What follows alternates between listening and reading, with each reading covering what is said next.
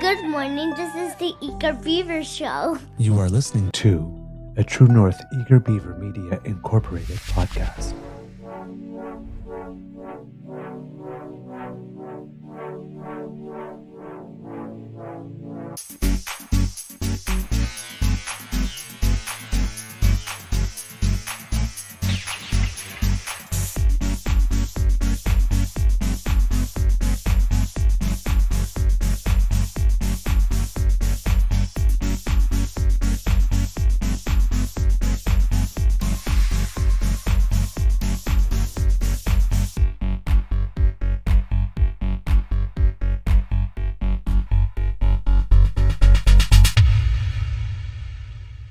The True North Eager Beaver podcasts are proudly brought to you by our founding sponsors, the Misfit Mysteries from Corvid Moon Publishing, your source for science fiction, fantasy, and cozy mysteries featuring a broad diversity of characters, CanadianTarot.com, your uniquely Canadian online eclectic tarot community, and the Peppermaster, hot pepper sauces made from farm-fresh ingredients to thrill your taste buds and expand your mind.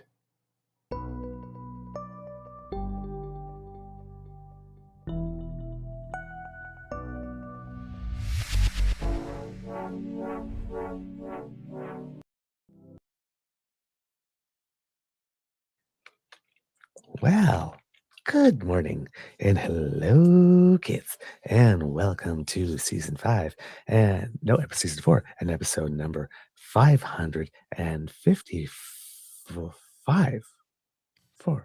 No, what day of the week are we? Friday. Friday 4. Yes, of the Daily Beaver Morning Show here on the Crier Media Network. Yeah. Today, recording day is, as Mr. Grizzly said, Friday, January 10th, 2025. And it's a really nice day here at the Beaver Lodge so far. A little warmer than has been the past few.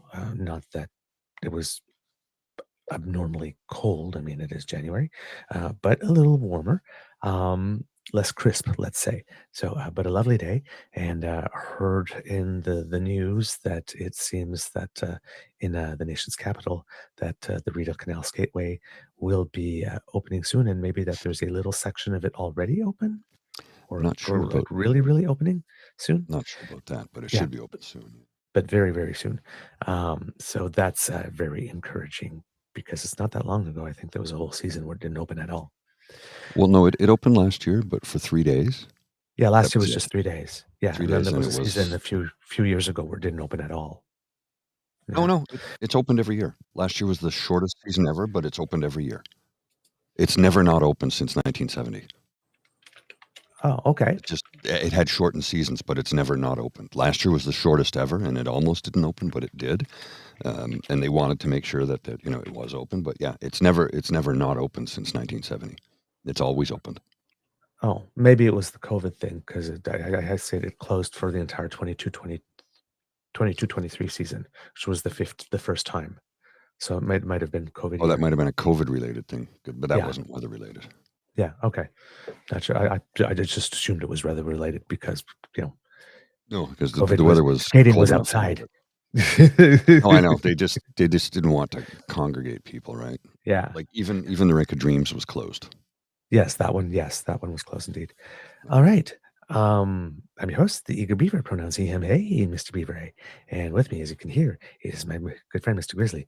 And we were chatty even before the show. So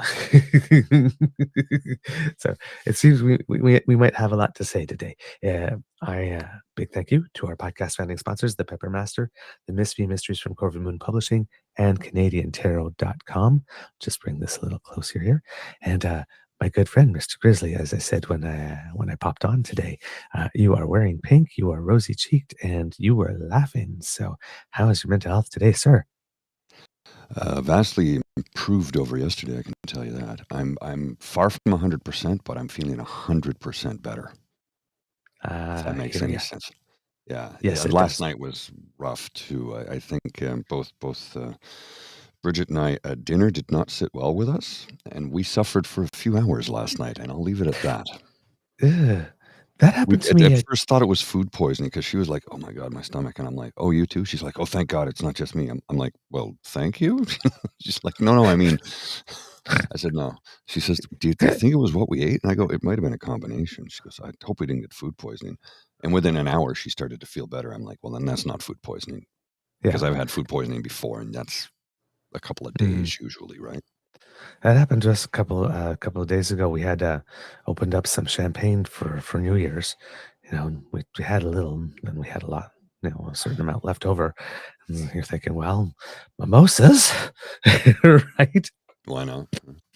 I mean, it is a rainbow household. We have brunch, we have champagne, mimosas.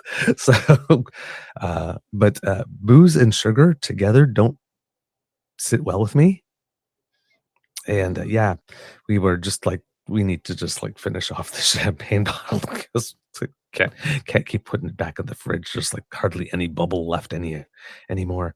So, we polished it off, and, then, about, like, 20 minutes later, it's like, "Oh god, oh, I don't feel so good. Ugh." I mm, just went to lie down.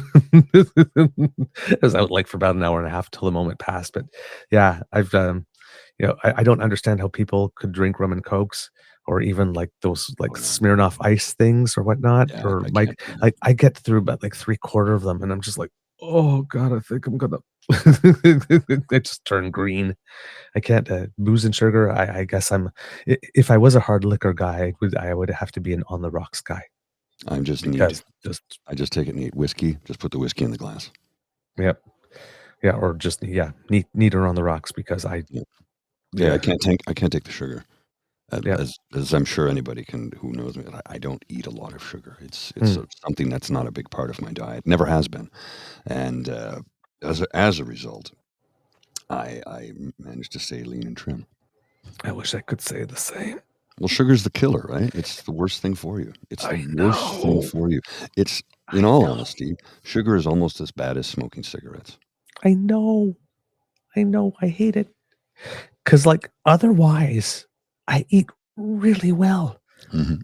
Like, Yeah, but 'cause you got a sweet tooth, right? I'm not too much on salt, but don't really have it like, fat tastes good, like this, so Mm. I'll have bacon, and stuff like that, but I don't have a need for fat, and that's I love fruits, so, I mean, so, I mean, I eat well across a whole range of stuff. I love grains, I'm not vegetarian, but I have no problem with a vegetarian meal, 'cause I make them from time to time. So, I mean, and I'm not that picky an eater, but sugar, oh god, Yeah, it just doesn't do it like, for me. it will be the death of me. Doesn't do it for Everybody me. picks their poison. I picked sugar or chocolate. I Mm. just oh, man, it's why does it have to taste so good? Well, so I'll be honest with you. I love a pain au chocolat. I love a pain au chocolat. I do. Oh, that's yeah, But especially if it's it's dark chocolate. but these are things that and I love a donut, like an apple fritter or something like that. Yeah, The occasional Boston cream. But the thing is, I don't seek them out, yeah. right? If I'm craving them and I don't have them in front of me, I don't care. Mm, So, I don't. It's like, okay, let's go to the donut shop to get. I'm like, no, no, mhm. I can't be Whereas bothered. whereas I can't have a tray of cookies in the house because if the box is opened, sorry, but you're all going down. There's no mercy. All right. Okay. Good morning, Kits and Cubs. Oh, you're here. Yeah, so, We were just talking. Let's see who's in the chat today. Oh, do we have a challenge thing going on here, Mr. Grizzly? yeah. It's well, we're going to do this on Fridays. We'll do the Fridays. We do the thing, and then if we get enough, if we hit the goal, dance party, live dance party, Okay, so this one is 1 hour, and it 60 ends minutes. Yeah. in yep, so we have just under 57 minutes left, and we have our first, we have, a super chat donation from Kit Cassie, and I believe we have one from Kit Linda, "Still Mhm. wanna see a grizzly dance." So that's 2, 8 to go, and, what is it? So about 56 minutes. So let's go. All right, kits and cubs. We have a little. Did I thank our sponsors? Peppermaster, the Mystery Mysteries from Cover Moon Publishing, and CanadianTarot.com. We're just chatty and excited. We have something a little special for you today, because we kind of have two topics, but they are so. Hello, Mademoiselle. And we have two topics, and they're sort of really unique, and we don't want one to get lost in the other. Mhm. So we're going to do them as two shows. So technically, you're going to have some bonus beaver. So I think we'll do this one, maybe take a little break so Mr. Grizzly can take a little out, Mhm. and then Yeah. do the second one. Yeah. So and give everybody time to to refresh their beverages and a little constitutional, maybe get a bite to eat, get a breath of fresh air, have a smoke for those who are doing that, and come back and.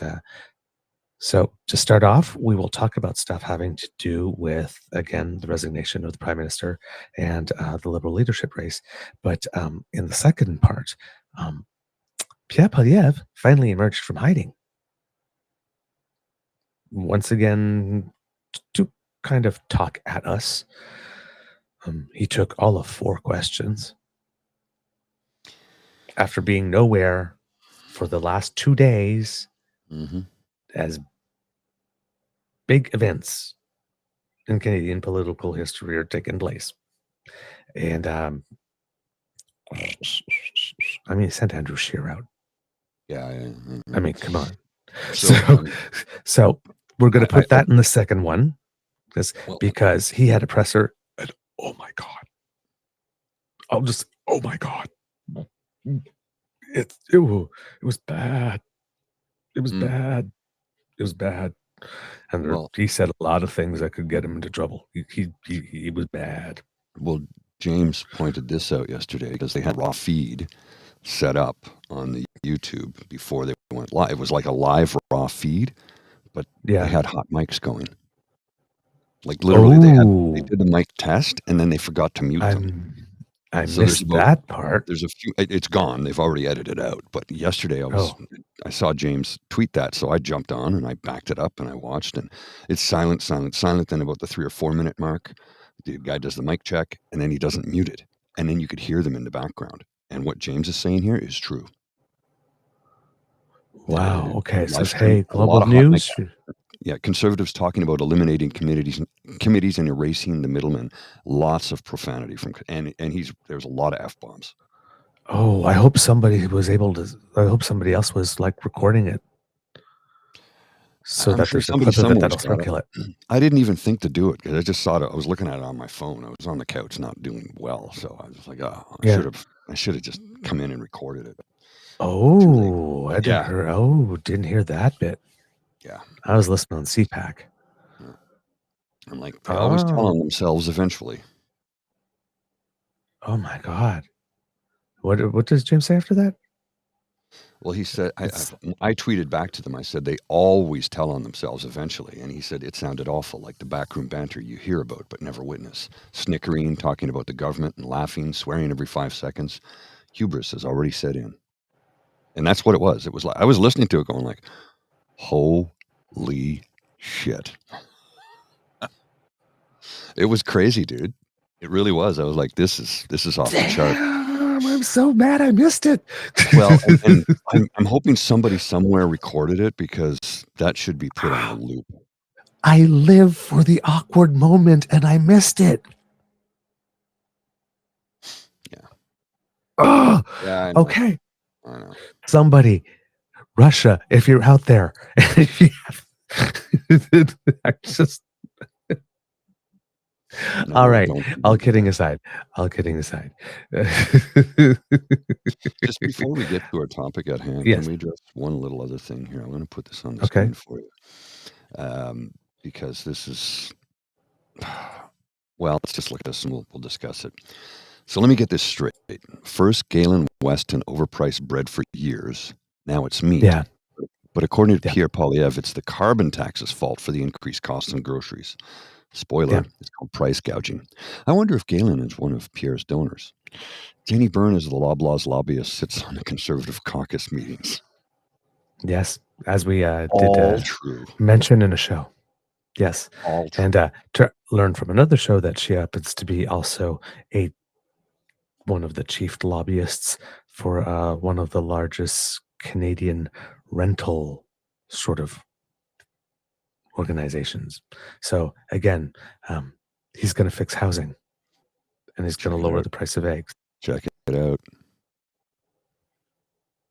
From James, our buddy James, update. I've recorded the hot mic banter, and as it turns out, it's the press. They're trashing Polyev, and I believe their bosses. They also talk casually about how the CBC is about to be gutted. An interesting look behind the media curtain. We'll release tomorrow. Oh my God! It's the media talking about the CBC, so they do know. Well done, Okay. James. Well done. Well done, James. Okay, here's the thing. Hopefully I will have some time to go back and try to find the episode. But if the kids who are here and have been following us know that a few months ago, when we're talking about in Canada, because around the time that the whole Biden Kamala thing happened, and everybody was saying we need to do that in Canada, and I said if it was going to happen in Canada, it would not happen before the new year. Mm-hmm. He stepped down in the new year. Because about 100 days before normal budget time, which is mid-April. Mm-hmm. That's about 3 months from now. 100 days. 3 months and some. Mid-April, January. Did I call this or what? So, and now this thing that we're wondering if there was something about the CPC or that people know about Polyev that's just waiting to come out. This doesn't confirm that there is, but it seems that the journalists are aware of something that is not yet made the public yet, if they're laughing that way. Okay. Wow. Juicy start. And that might put certain things about Pierre's press conference in well, let's just add some much interesting color and texture to certain things that came up in Pierre's press conference yesterday. So I am not showing just ankle right now, or calf, or thigh. All right, you're seeing full side butt. Okay, I'm showing that much leg. So come in for that one. Okay, kids and cubs.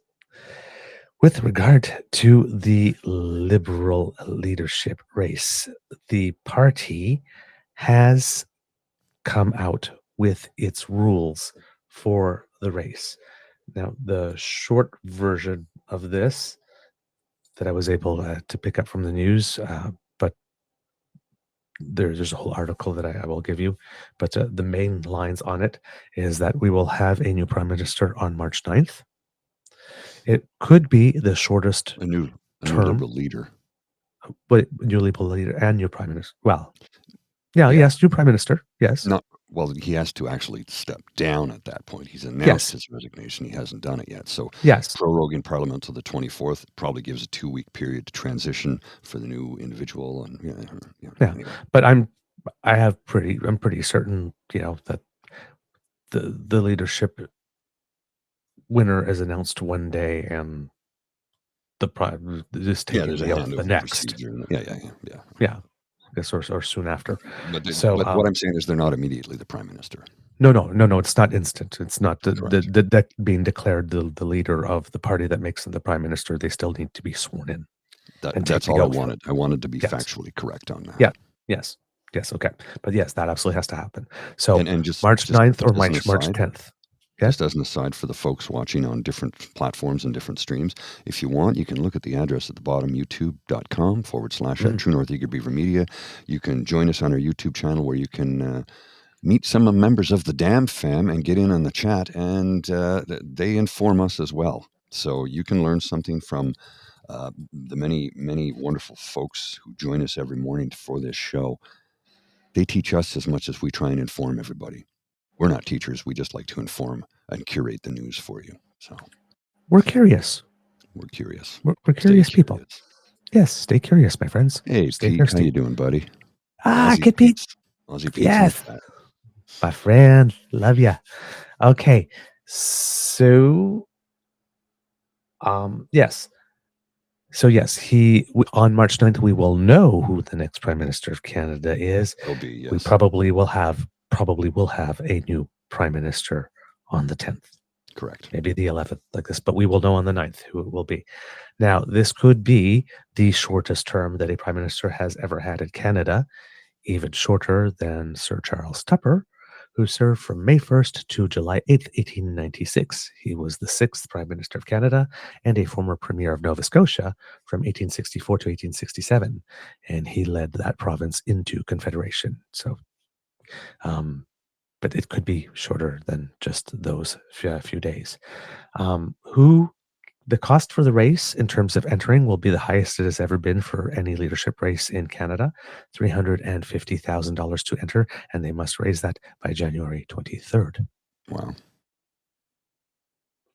So for people who were wondering if we might have an all-out battle between like 10 or 11 people, this is going to eliminate a lot of people who are throwing their hat in the ring for either some type of name recognition or, now some of them do this in terms to boost their own name recognition in Canada for their own personal run for their seat. Others for what will be the next phase of their career. So there's many reasons for which people run, but when you set the amount that high, it kind of removes those people. There is one person, I believe his last name is Chandra, who's a Liberal MP. But he had declared yesterday that he wanted to run. First name is Chandra Arya, who's a member of parliament for Nepean. A lot of people are wondering about this one and what might behind it, and maybe that $350,000 level was set in order to prevent this. Since we're talking about foreign interference. Nobody knows, but yeah, there is some chatter. Yes, you know what? That is a really good word, actually, for it, Mr. Grizzly. There is some chatter. Well, let me just put it this way. I read an article yesterday that seemed to suggest that no matter at what level they set the registration fee, that he would probably have no trouble achieving it. And since I believe the rules state that no candidate can submit more than 25%, lend that to themselves, I guess. I don't know. That they're wondering how they could find that much money that quickly. He was first elected in 2015 and has basically been a backbencher the entire time. So him and MP Frank Bayless, who is from the business world, so I mean, I can see how he can maybe get the money relatively quickly if he has contacts, are the only two to have formally declared their intentions to run so far. Now, Arya did this before the rules were announced. Not sure if these rules are going to change that for him. But a lot of people, not a lot of people, it's even been put in the press, let's put it this way, that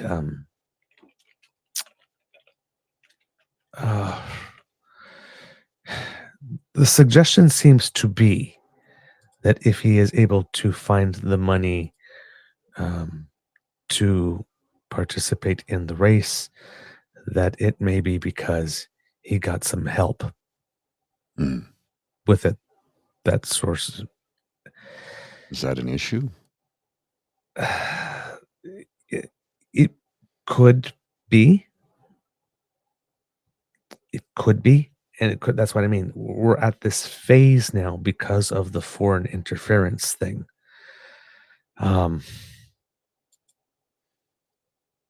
Where we're suspecting people of stuff. Now, Mr. Arya recently made the news because we talked about him on our show. Because on December 6th, there was this article in the CBC saying that Liberal MP accuses fellow caucus members of threatening him in the House of Commons. And he, in this report, was the aggressor. Liberal MP Chandra Arya sorry, not the aggressor, the target of the aggression. Liberal MP Chandra Arya is accusing his caucus colleague Sukh Dhaliwal of threatening him in the House of Commons on Friday. The incident allegedly took place after Dhaliwal, MP for Surrey, Newton, BC, attempted to get unanimous consent from the House on a motion to condemn the 1984 anti-Sikh riots in India as genocide.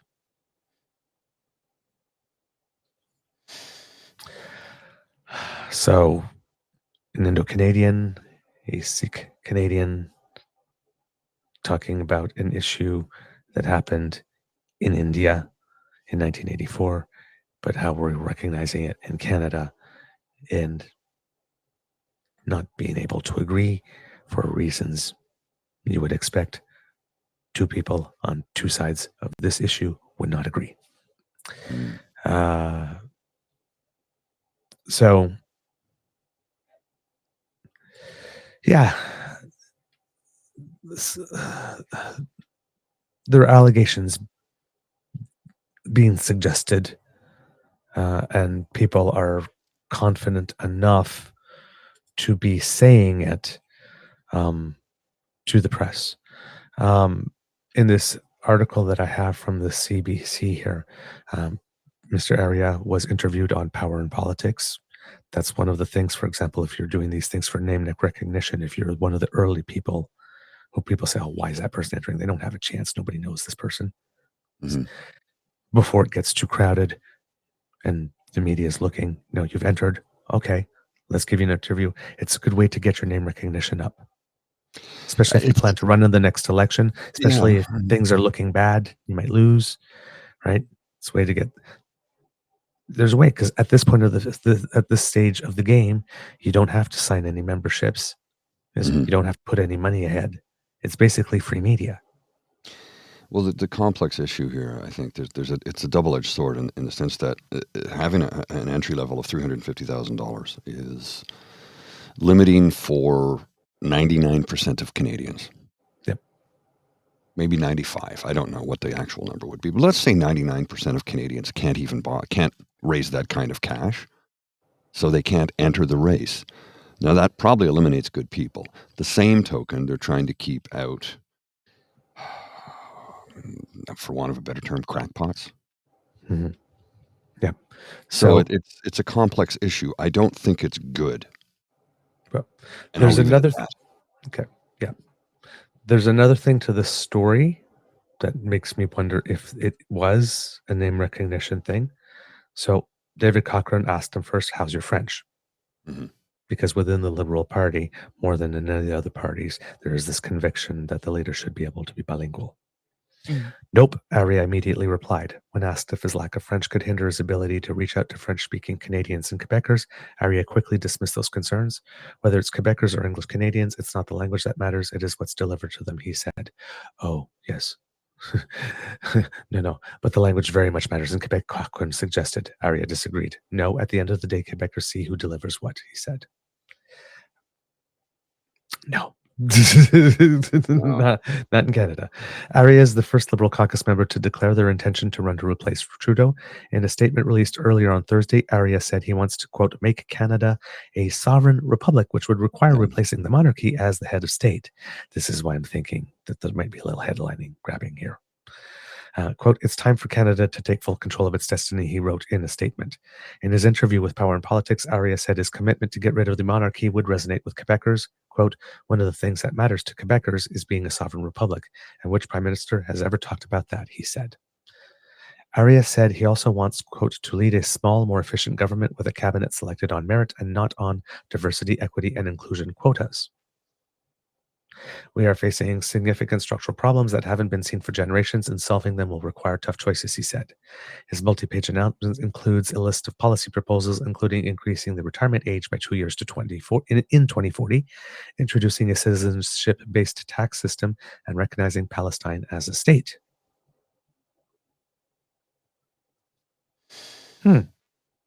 So really on the right side of the liberal family, and not proposing much for you. Mm. Arya was first elected by Nepean voters in 2015, has been a backbench MP ever since. He hasn't always been in line with the government's policies. In 2023, he sponsored a petition calling on liberals. And this is where why people are wondering. In 2023, he sponsored a petition calling on the Liberals to reconsider plans to introduce a foreign agent registry in response to serious allegations of foreign interference in Canadian politics. The registry legislation has since passed, but it's not yet up and running. His ties to India have raised eyebrows amid worsening diplomatic relations. Last summer, Arya traveled to India and met with Prime Minister Narendra Modi. A statement from Global Affairs Canada at the time said Arya, quote, traveled to India on his own initiative and was not representing the government of Canada. Why would a backbencher in the Liberal Party need to go to India to meet Prime Minister Modi if it was on his own initiative and he was not representing the government of Canada?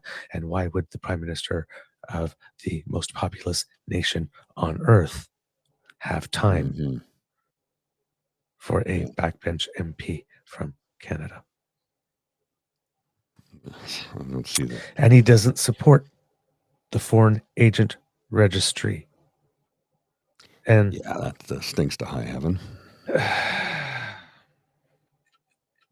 His August 2024 visit came nearly a year after Trudeau accused, quote, agents of the Indian government of carrying out the fatal shooting of a Canadian Sikh leader. So the Prime Minister makes the accusation. He goes about a year later on his own volition and not representing the government of Canada in any way. Girlfriend, things that make you go,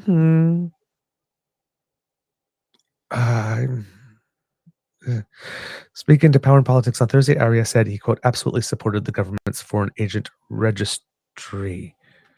But if I'm going back here again, in 2023, he sponsored a petition calling on the Liberals to reconsider plans to introduce a foreign agent registry.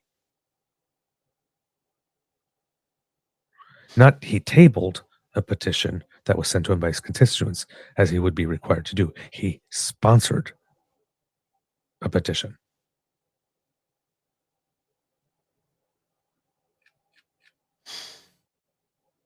But no, he absolutely supported the government's foreign agent registry. Okay. Arya also defended his meeting with Modi, saying he has met with a number of foreign leaders in the past. Quote, we still have diplomatic relations there. Tell me, what is the issue if an MP meets the Prime Minister of India, he told Cochrane. There's nothing there, he said. The issue is that you did it on your own time and not as in any way representing the government of Canada. That's the issue. Mm-hmm. And then the article goes on. The list of people lining up to replace Trudeau continues to shift as top Liberal brass meet on Thursday to consider the next move. Many potential candidates say they want to know the rules of the campaign before committing. After a frenzy of formal and informal meetings this week following Trudeau's decision to step down, the Liberal and that party's National Council will gather to try and hammer out how to run a race to find the next party leader. So this was all before the rules did come out yesterday. And as we mentioned yesterday, there was also a call to change the rules around who could vote, because as we mentioned, right now it was pretty much if you were 14 and older and had an address in Canada, for all intents and purposes, you could. That has been restricted because, again, as I mentioned yesterday, if this is a communications exercise as well, then you do not want to have any noise in your message and leaving the door open for the Conservatives to turn around and say, see, look at who they're having coming in to vote, and look how they're managing that. Plus, since they're doing it on a very tight timeline, they have to make sure there's not a lot of opportunity to stumble over something and have some recovery time to get it right. So by keeping things as small and as tight as possible, I guess, while trying to reach the greatest number of people as possible, might be a consideration here. Now, in iPolitics, this is Marco Vigliotti. He gives us some more information about the rules, so we're going to give you all of that stuff so you know the basics of what's allowed and what's not allowed, because the conservatives are going to be out there saying absolutely everything's allowed, because they do not expect Canadians to be familiar with the Constitution of the Liberal Party of Canada. And why would you be? Mm-hmm. Okay. Why would you? So this is the news. This is the news that you're going to need for your bullshit detector shields up, right? To be there. Okay. The federal Liberals have revealed the rules for the upcoming leadership race, with the election to conclude on March 9th. The party announced voting would be open to any Canadian citizen or permanent resident 14 years or older who registers as a Liberal before January 27th. The entrance fee for prospective candidates is $350,000. They have to declare their candidacy by January 23rd. Now, some people will cock their eyebrows at 14 years or older. One of the reasons that is done, if you watch the At Issue panel from Althea Rod, she nailed it, because Andrew Coyne didn't think that this was a good idea. And she says, of course, this is a good idea, because this is how you get people interested in the democratic process early, to make sure that they are voters. They're not voting in the general election, but at least can choose who they would want speaking on their behalf as a potential leader of a party. It's like, think of it as G1 level voting as opposed to driving, right? So there is a case to be made for this. This 14 and older, in this case, if somebody tries to spin that as like some open door, not in this case, no. Right? And I said the entrance fee for prospective candidates is $350,000. They have to declare their candidacy by January 23rd. The party's National Board of Directors made the decision on the initial rules of the race on Thursday evening. After a robust and secure nationwide process, the Liberal Party of Canada will choose a new leader on March 9th and be ready to fight and win the 2025 election, said Sachin Mehra, president of the Liberal Party of Canada, in a statement. Quote, "This is a time for Liberals across the country to exchange ideas and engage in thoughtful debate to shape the future of our party and our country, and I encourage all Liberals to get involved in this exciting moment for our party." The race was prompted by Prime Minister Justin Trudeau's announcement on Monday that he would resign as leader once his successor had been chosen. The Liberals have no paid memberships, though those looking to vote must still register with the party. To vote in the leadership election, registered Liberals cannot publicly announce plans to run for any other party or be a member of another party. That's another party federally. Mm-hmm. Other details here. Susan Cowan, the past president part of the party, and Marc-Étienne Vien, the director, will co-chair the leadership vote. And that committee will be responsible to plan and organize the vote itself. They'll start to meet in the coming days to finalize the remaining procedures of the vote. And then MP Patricia Latanzio and John Herholt, they're the chairs of the Federal Liberal Agency of Canada. They will co-chair the Leadership Expense Committee. John Herholt is the chair of the Federal Liberal Agency of Canada, and both of them will co-chair the Leadership Expense Committee. And that committee will adopt the expense rules for the race, set a maximum expense limit, and begin meeting in the coming days to finalize these procedures. So there's still more rules left to come, how much they can spend, what the limits are, and all that kind of stuff. Mm-hmm. And based on this article, I said that they have to come up with $350,000 by January 23rd. That's actually not clear from this article. They have to declare their candidacy by June 23rd. They could change the rules by needing to have a certain amount of that as a deposit in by the 23rd, and give them a couple of extra days into the leadership race to raise the rest, given that it is a large amount of money in a short amount of time. So no clarity on that as of yet. But those are some things right now that are out with regard to the rules. And I believe there was something else yesterday that I saw that I just want to cross-reference this with in order to be sure that I got all the things. But these do seem to be the major criteria here at the moment. Just take a little look here. Liberal race rules. There we go. And this is from Dale Smith. And this is the actual press release from the party with regard to this. So I'm going to scan through it and see if there's extra stuff here. Okay, so the leadership vote will conclude on March 9th, at which point the new leader will be announced on the same day. Per the party's constitution, the cutoff date to become a registered Liberal and be eligible to vote in the leadership race will be January 27, 2025. So if you're interested in voting in the race to determine who the Liberals are going to put up to be their candidate to lead the party in the next election, the person who would be the prime minister if the Liberals got the plurality of seats and could control the confidence of the House. Your date for that is January 27th. So as I keep on recommending to you kids and cubs, voting at this level is where you ensure that you get the best candidate possible to vote in the general election. And not enough Canadians vote in party leadership races. So if you want to really, if you're really interested, whether you are a Liberal or not, if you're interested in the party having the best candidate possible to choose from, so that all Canadians have the best choice. And we should do that for all parties. Mm-hmm. Because then when we get to the general election, we go, there's nobody to vote for. They're all, well, yeah, that's because you didn't choose who they get to put up. Correct. Now, you do get to choose who they put up. You just have to participate in it. So that's why I'm saying, if you're interested in this, by January 27th, do make sure that you go to the Liberal Party website and make sure that you register to be able to vote in the leadership race. The party must publicly post the registration procedures for a leadership vote 27 days before the date of the vote.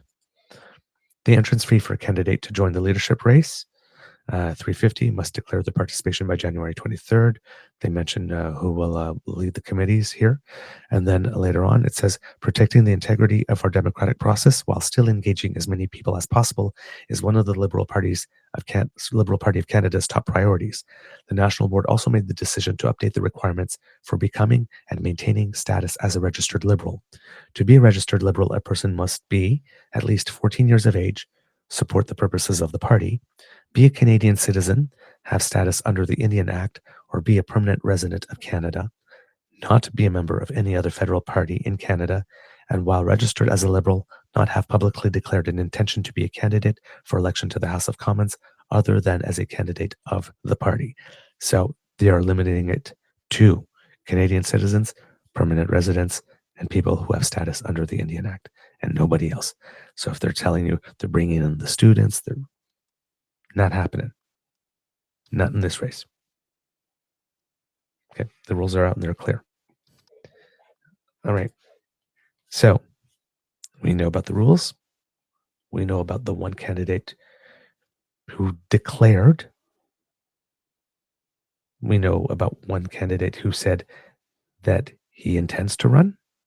That's Frank Baylis. And he seemed to say it early enough that it doesn't matter what the entry fee will be. So it seems that he is for sure. Again, once the entry fee does become public, sometimes that can change things, but he seemed rather confident that that was not going to be an issue when he announced. We have one candidate who's officially said he's not in the race, Dominic Leblanc, and there appears to be a movement to draft him anyway. Interesting. And now we wait. Mr. Carney, Miss Freeland, Your move. Mademoiselle Jolie. Now, or Miss Clark, who seems, given the fact that she's been traveling with her French tutor and made sure that her Christmas message was also out in French. You didn't declare you're running, but that's like being on the tarmac with the red lights, just waving the plane in. It's like, we see you, girl. We see you. Okay, so last few days we've been talking about the Prime Minister stepping aside, and we've talked to you. We've showed you his clip. Now we've said for the last couple of days, Mr. Jagmeet Singh had an interesting availability. Do you have the clip, Mr. Grizzly? Of which clip here? I've got a few of them. The Jagmeet Singh's full press availability. Yes, it's about 24 minutes or so. Yeah, that's the one. Let's bring that up. Where do you want to start? I think take a listen to it because he doesn't go back and forth between French and English. He does his full thing in French and then his full thing in English before he takes questions. So I believe I'm not sure which one he started in. It starts in Um, English. Okay, so you can start it from the beginning. Let's hear what his first message is. Now, the thing I want you to keep in mind, kits and cubs, is that his first statement while I was watching the CBC special, the Prime Minister steps down, the talking heads are talking. It was about 6.5 minutes, 6.5 minutes after the Prime Minister finished speaking Mhm. that Mr. Singh's statement came out. And I have a hard time believing that all of that was composed in the 6.5 minutes after the Prime Minister said it. It was So probably I think, well ready to go in advance, I would assume. yes, with a little touch, a few touches at the end. So Mhm. I understand being eager to be the first one out. Turns out he didn't really have to worry because Pierre wouldn't have died for 3 days. He had all Yeah. the time. But He had his canned interview response with the music in the background. That was it. yeah, but us, as you know, Mr. Grizzly is like this, and I share that thing too. Deciding that you're voting against something before you even read it or hear it. Mhm. This was all written. Like I said, there's no way that this was not written before. So, but after he came out with this statement, and what was in his statement, you will hear in this. He had an availability. Now, I don't know where he was because he was in a room by himself, but it was being broadcast. And unlike Pierre, there was an ability for journalists to ask some questions through whatever way they were viewing Mr. Singh. So, so if it looks a little static and weird at first, it is because he's in a room by himself. Correct. And you can tell that when you hear the sound. All right, here we go. Justin Trudeau's Liberals have let down Canadians. They have let you down when it comes to the cost of homes. He's let you down when it comes to the cost of living. And frankly, it's not just Justin Trudeau.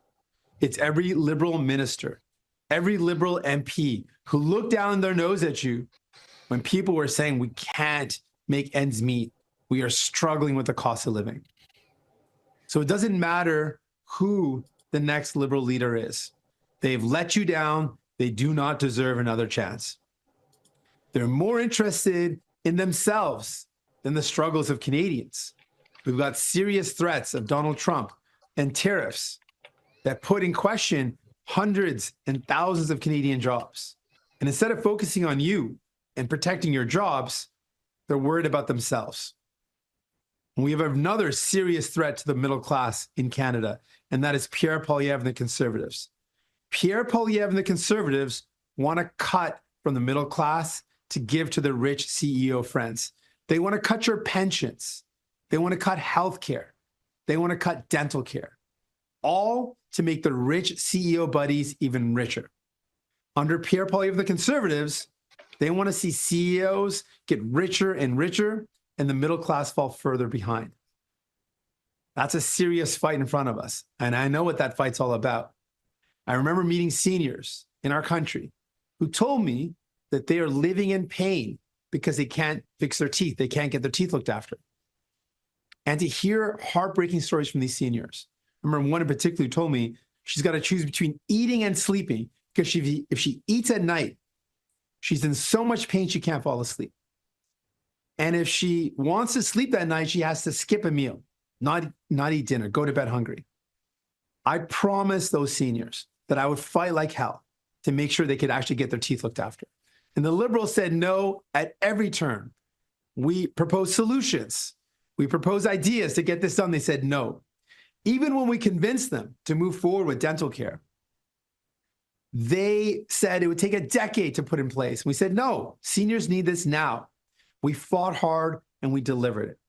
So if Canadians give us a chance, give us the honor of leading this country, we're going to do exactly that. Fight for you. Fight greedy CEOs who are ripping you off when you buy your groceries. Fight to make sure you can actually afford a home.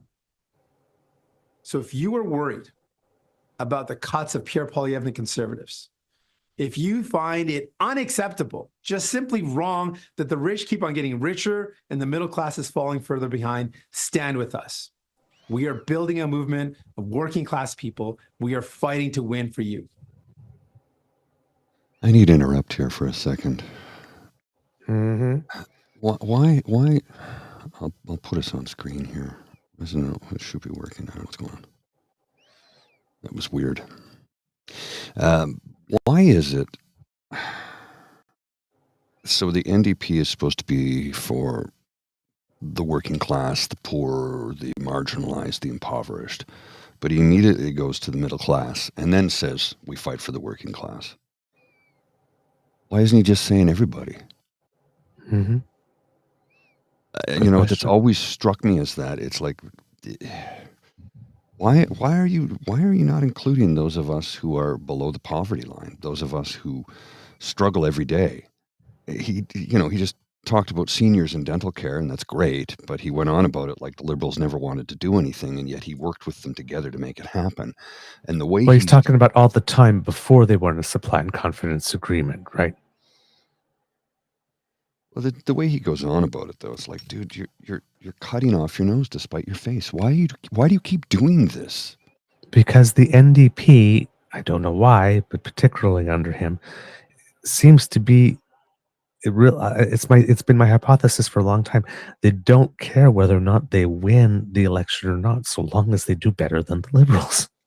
I think that's I think that's they want for them the first objective is replace the Liberals in the mind of Canadians as the center left progressive option. So that's why he's talking about middle class. He's no longer talking about unions. He's no longer talking about the poor, the downtrodden, like an Ed Broadbent NDP. Yeah, he's just trying to move it closer to the middle so that many Canadians that I know are deathly afraid of him because they figure he's going to spend all our money and we're going to go into socialist chaos. And I'm like, no, we have checks and balances for that. It's called social democracy. What he wants is closer to what they have in the Scandinavian countries or the Nordic countries, Norway, Sweden, Finland, Denmark, Iceland. That's what he wants. And people are not getting that message, and he is not a good messenger. I like Jagmeet Singh. I do. I've met him a couple of times. He's a very nice man. But he's not delivering the message in a good way. All he ever seems to do is cut down his natural ally. Yeah. I ripped up the agreement. The Liberals didn't do that. And it's like, why are you talking about them? You should be talking about your sworn opposition, the opposition. I just don't understand sometimes, man. I know. I mean, he is talking a lot about Pierre. I mean, he talked about like Trudeau right at the beginning and then like sort of pivoted to Pierre.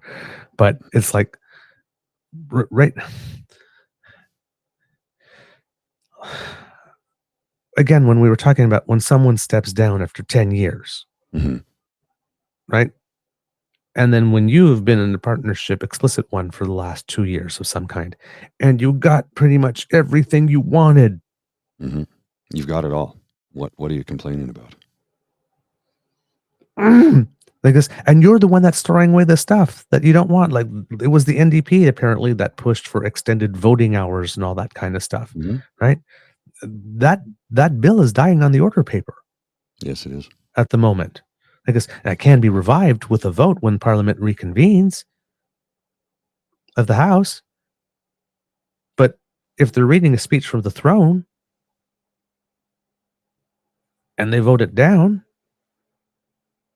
well, you don't have an opportunity for those extended voted hours. If you take down the government in late March, and pharmacare doesn't start, whatever the beginning of pharmacare is, doesn't start kicking in until April, what, you're going to give people pharmacare for what, 3 or 4 months? You don't stick it. Like, there are 26 bills on the order paper. And there's lots of things that the NDP wants in those bills, and they're prepared to let it all die. Just to go now, because they think the party's weakest now. It's like, the Liberals have let you down. You get that's 6 minutes after the guy. He's campaigning in the next federal election already. Mm-hmm. And he's not gracious in any way, shape, or form. And that really is a sad thing. No gratitude whatsoever from and again, I like Jagmeet Singh, but the way he's playing this game is just, it's bad. It's Trudeau bad for the country. It's bad for the party. I know. Trudeau stepped aside. I'm sitting there. I listened to it, and my thought was, leave it to Jagmeet Singh to still plunge the knife in the body once it's been declared dead. Yeah. And, of course, Justin Trudeau. And, it doesn't matter who it is. They're all the same. Well, see, I don't understand. Whoever the next person is, it's all the same. They're all Justin Trudeau. Well, and his whole thing, I ripped up the supply and confidence agreement. I'm like, dude, the supply and confidence agreement, you got everything you asked for. The Liberals delivered on everything that you wanted. Yes. Did you have to fight? Did you have to have some arguments? Did they maybe want to do it a little later? Do you have to do it faster? They maybe not want to put as much as you did at first. Yeah, absolutely. Like this. And yes, and did all the time you asked for dental care, all your previous terms, and the Liberals like chuckled and said no? Yes. But once you signed the agreement, okay, they might have turned around and said, okay, this is going to take a few, maybe this will take 4 years to happen, or like near the end, whatever. You signed the agreement in 2002, and sometime in 2002, and the mandate is ending in October 2025. Right? It's not going to take a decade to implement it.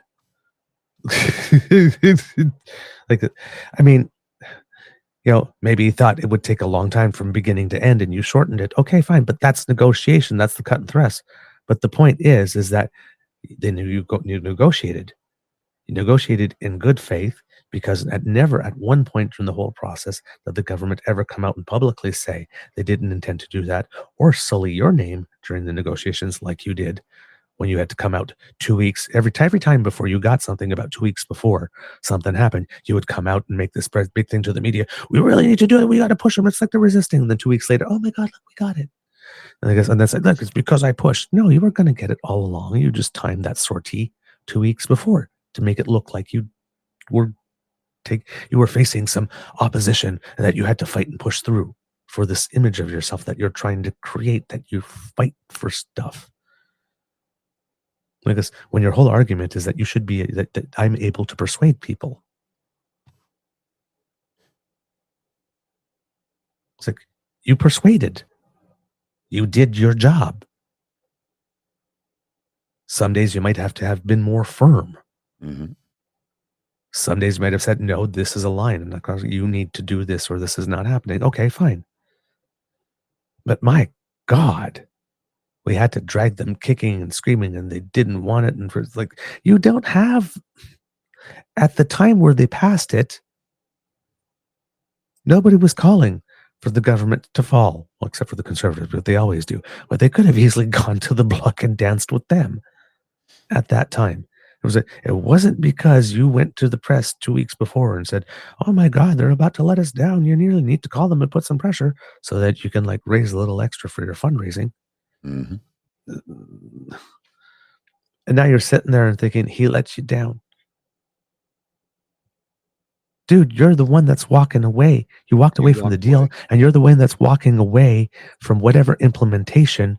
Because saying 9 months, you've got 9 more months of runway for all these things to cement themselves, to make them harder to take them away. And you cannot be able to go fast enough before they take root. And the thing is that he fails to realize is this hubris, I guess, on his part. He fails to realize is that, like I said many times before, and I'll say it again, he is cutting off his nose to spite his face, which is just stupid politics. Stupid politics. The other issue right now is within his own caucus, his own party. Several members said they will not support the non-confidence vote if and when it comes up again. See, several I'm not clear on that. Several members of his party Charlie Angus was the first one to come out and say, I'm not voting non-confidence. See, I still didn't hear that. I heard I'm not voting non-confidence on a Polyev motion. Correct. Like this, and yesterday he came out and clear like this, but he didn't say he was not voting non-confidence if the NDP was putting it up. But whether it's the NDP that puts that, it's the Conservatives who really want to go now. Well, that's what Charlie Angus was getting at, though. He said, I will not support a non-confidence vote because that will get us a Pierre Poilievre government, and we can't let that man near the reins of power. But nobody has asked him specifically if the non-confidence vote is on a motion presented by your leader, will you vote for it? Because I mean, we still have the incoming Trump administration. I'm pretty sure it's still a sensitive time. Said that. I'm pretty not sure specifically. That's what he said. Nope. Oh, maybe I'm not mistaken. Specifically. He said, "I'm not going to help Poilievre, and I'm not going to vote." And then there was another thing yesterday that came out specifically where he says more specifically, "I'm not going to vote for a Poilievre thing," but specifically, like, is he following his leader? If his leader tables the motion itself, that there's no clarity yet on that one. Specifically, and nobody's asked him specifically yet. I would ask him. So let's finish his little statement. Okay, just a second.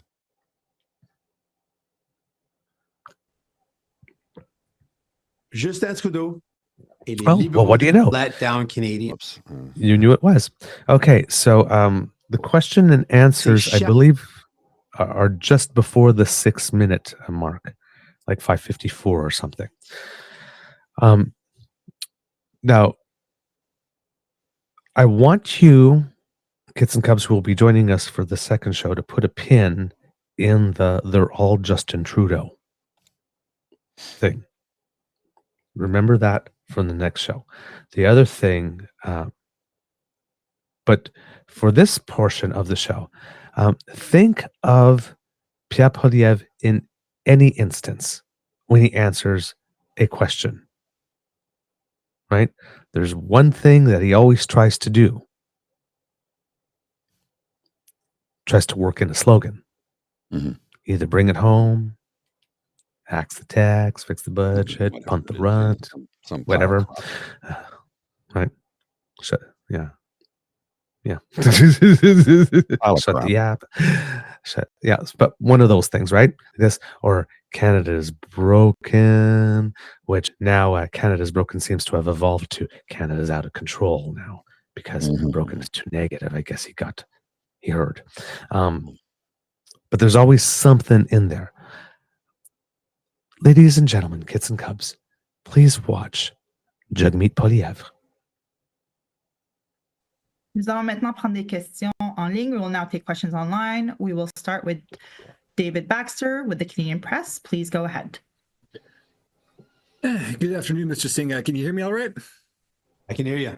Good to see you. Perfect.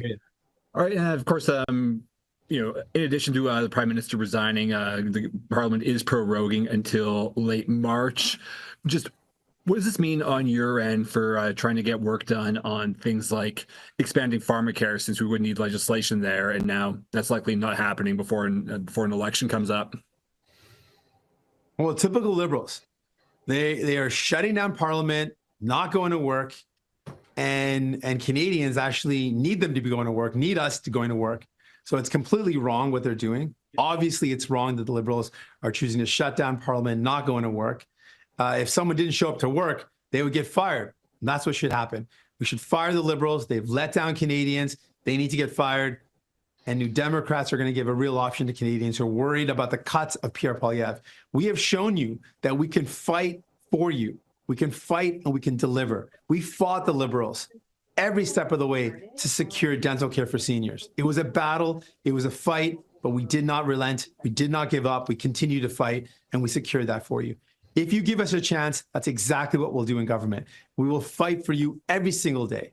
Fight for the working class, fight for the middle class, to bring down the cost of groceries, to take on those greedy CEOs that are ripping you off, to make sure you can actually afford a home. That's our commitment to you. Okay, stop there. Yeah, and just to follow up, we know that the first confidence motion before Parliament is going to be the. Sorry. Notice the awkward pause. Yeah. So, notice. Okay, first part of the answer, right? They are stopping government from working. Dude, since September, nothing has passed through Parliament because of the conservative filibuster that you have not done a thing to stop except for the GST holiday. You're saying that the government doesn't want to work because they're proroguing Parliament to have a leadership race that they're truncating to do as fast as possible when you haven't lifted a finger in about 3 months to get any piece of legislation passed?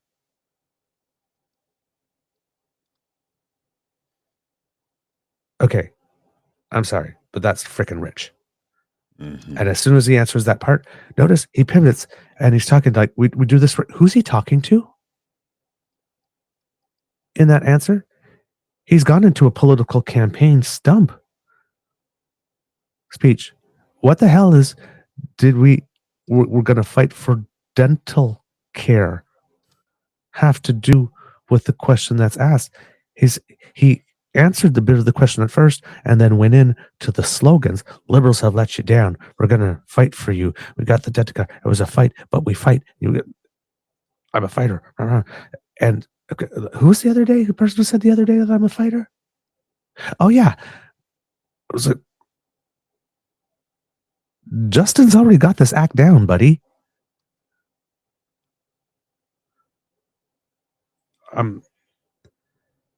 He's stumping like the election campaign is already on. When he's being asked how he feels about the bills, some of them which he really likes, and the programs that are about to die. Again, do you need any more proof that it was never fucking about dental care for this guy? Mm-hmm. Next. PM vote to bring down the government at the throne speech. Yes. Whatever the vote is, there will be a vote of confidence. New Democrats will be voting against this government for an election where Canadians will have a choice. The Liberals have let you down. They've let you down again and again. It doesn't matter who the leader is. The Liberals have let you down. How have they let us down again, though? I mean, like seriously. They gave me everything I wanted. They let you down. Pharmacare, dental care, child care, school lunch program, the child tax credit. Anti-scab legislation. I'm sorry? Anti-scab legislation, extended voting. That hasn't passed, but it's going through. What is he talking about? How have they let us down? They followed up. Is it okay? The electoral reform. That's the only thing they didn't get done. That was before the supply and confidence agreement. Exactly, and a couple of terms before that. Housing Accelerator Fund. Like, what is he talking about? This thank you here from Ride the Gopher. Just say we worked within Parliament getting something done that benefits Canadians most in need. We worked collaboratively across party lines like Canadians elected us to do in a minority parliament. I'm not asking him to kiss Trudeau's ass. I'm just asking him to give credit where credit is due. You worked together to get these things. Stop saying they let you down when you got the things through that you wanted. This is like the spoiled child syndrome. I didn't get everything I wanted. You got 90% of what you wanted. What is the problem here? You got 90% of what you wanted. Mm-hmm. And here's some of the stuff that's dying on the order paper right now. The Online Harms Act. Mm-hmm. Right? Aims to hold platforms like social media sites accountable for content that appears on their websites, includes content used to bully, incite violence, and promote hatred, which has been criticized for potential charter violations. The guy that always says, I was bullied. Mm-hmm. The guy that said, what did you say, bro? And that's the comments. The guy that turned around to the guy that was filming him and turned around and says, you want to repeat that? Yeah. This guy is letting the Online Harms Act just go. Yeah. There's also a court-ordered piece of legislation to grant citizenship to individuals born outside of the country to Canadian parents, the Lost Canadians. The bill seeks to replace legislation passed by the former Conservative government in 2009, but was deemed unconstitutional in 2023. They're going to have to go to the Supreme Court and ask for yet another extension. These people will probably not be able to vote. He's letting that die. This bill could pass, and they would be able to vote in the next election. He's letting that die. What else? Central piece of the last federal budget, increasing the capital gains tax inclusion rate. Let's tax the rich. Mm-hmm. Technically, Yeah, it's in effect, but the legislation hasn't passed yet, leaving Revenue Canada with a huge problem if this dies on the order paper, because what do they do now with a thing that has no law, that the Conservatives are probably not going to pass a law, that they've already started collecting? Yeah. He's creating the mess, and he's preventing those that are richest to be taxed. This didn't include, let's see, what else was there? The Indigenous Services Minister, Patty Haidu, touted a bill that aims to ensure First Nations communities have clean drinking water and the ability to protect source water, as the closest the federal government has come to co-developing in legislation with Indigenous peoples. Seeking to replace a conservative bill, the First Nations Clean Water Act would ensure First Nations communities receive at least the same funding as other jurisdictions for water treatment and recognize they have a right to clean drinking water. So we just spent all those years lifting all those boil water advisories. Because there was like about 200 of them at some point. We're down to about 32. Now there's a bill to make sure that all these water treatment centers and plants and stuff like that we've done get the proper funding so that they can be maintained. He's walking away from that, but every chance he gets, though, he criticizes them for not having got the job done, though. Yeah, but he's going to kill it. How much you want to bet? And he's going to go cancel any funding that goes towards that? Yep, and he's going to go campaign among the Indigenous people, saying that Justin Trudeau said he would, and he never did on all the following through on implementation on all the Truth and Reconciliation stuff, commission stuff, recommendations, and that is true. But you are walking away from, again, the first co-developed legislation with Indigenous peoples.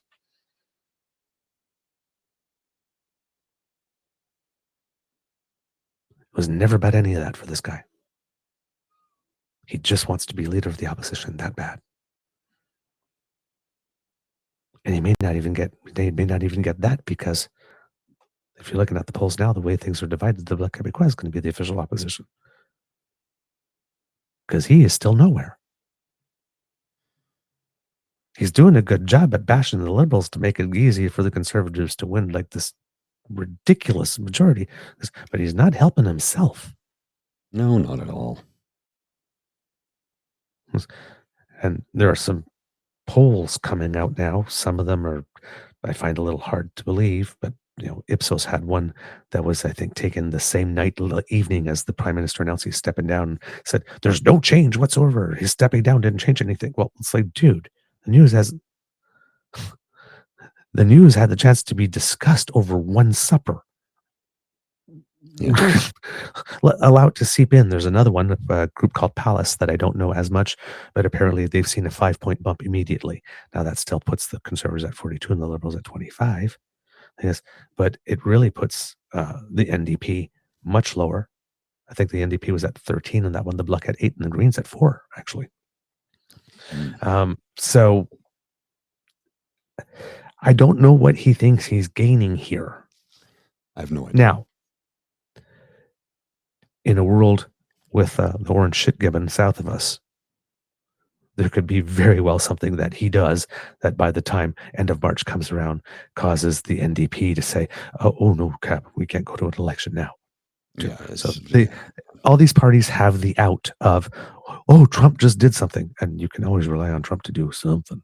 So, it's kind of a get out of jail free card. It makes me wonder, what does Jugmeat know that we don't from the reports? Number one. And number two, is he surrounded by yes men who are telling him, don't worry, you can win, you can win, you can win? When they've always been the third party. Always been the third party. Except for Leighton. It's the only time they've not been. Right. You're right. That's correct. That's correct. It's the only time. But they've been the fourth. Yeah, they've been the few times as well. Mm-hmm. So I don't know if he's surrounded by yes men, but anyway, let's continue. All right. They do not deserve another chance. And the conservatives under Pierre Poilievre want to cut the things that you need. They want to cut pensions for seniors who are already struggling. They want to cut healthcare at a time when people can't get the care they need. They want to cut dental care for seniors and kids who are just receiving this care. They want to cut that. It's a callous decision. And New Democrats want to fight those greedy CEOs that are ripping you off. We want to lower your grocery bills and make sure you can actually find a home that you can afford. New Democrats are building a movement. If you're worried about those cuts, if you're worried about Pierre Poilievre, if you feel let down by the Liberals, stand with us. Stand with us this time. We are building a movement to fight back. We are fighting to win for you. How is he lowering the grocery prices again? Are they going to put price controls on the grocery chains? I don't know. Are they going to nationalize them? Because according to this, Competition Bureau, let me just change the screen up here so we can see this. Competition Bureau study on grocery chains strengthens case for windfall tax in Canada. Higher grocery chain markups have cost Canadian $18 billion since 2020. Wow. So please Wow. tell me, what is he going to do, man? Like, I know. So you'll notice again that he very quickly answered the question at the beginning and then went back to his stump speech and worked in his version of axe the tax, build the homes. campaigning, yeah. Let's keep going. Nous allons maintenant Juliane avec Radio-Canada. C'est à vous. I'll have to translate this one on the fly. Bonjour, Monsieur Singh. Vous avez dit, donc Good day, si je Mr. comprends Singh. bien, c'est que Go ahead. I'll say, okay, keep going for a bit. Sorry. l'arrivée d'un nouveau chef ne changera rien. Corrigez-moi si j'ai Okay. tort, selon vous. Good morning, Mr. Singh. You have said that the arrival of a new leader will change nothing. Please correct me if I'm wrong. En ne donnant pas votre appui à un prochain chef libéral, est-ce que vous ne craignez pas de perdre vos gains au NPD?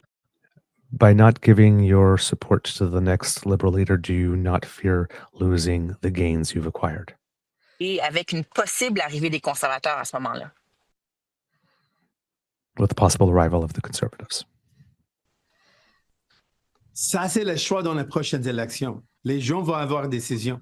Parce que c'est clair que les... Okay. That's going to be the case of the next election. The people will have the choice about that. libéraux, That's what I ils ont said laissé 2 days tomber. ago. Et That's donc- what I said. That's what I said 2 days ago. He's going to blame the public. You had a chance to vote for it, and you didn't. Wasn't my fault that I put it on the chopping block. Donc, le choix, c'est entre les conservateurs de Pierre Poilievre, qui veut couper les choses qu'on a gagnées pour les gens. Il veut couper les soins dentaires. C'est clair. Okay. Il veut... And then he's going into the stump speech again. The Liberals have let you down. You know, that's why we got to fight Poilievre. He wants to cut in the dental care. And he's just going to repeat the same stump speech there. So you can, Mr. Grizzly, advance to the next question, because I'm sure there's only a certain amount of time, C'est number of vraiment clair times pour vous. that our Avez audience appuyé. wants to hear that.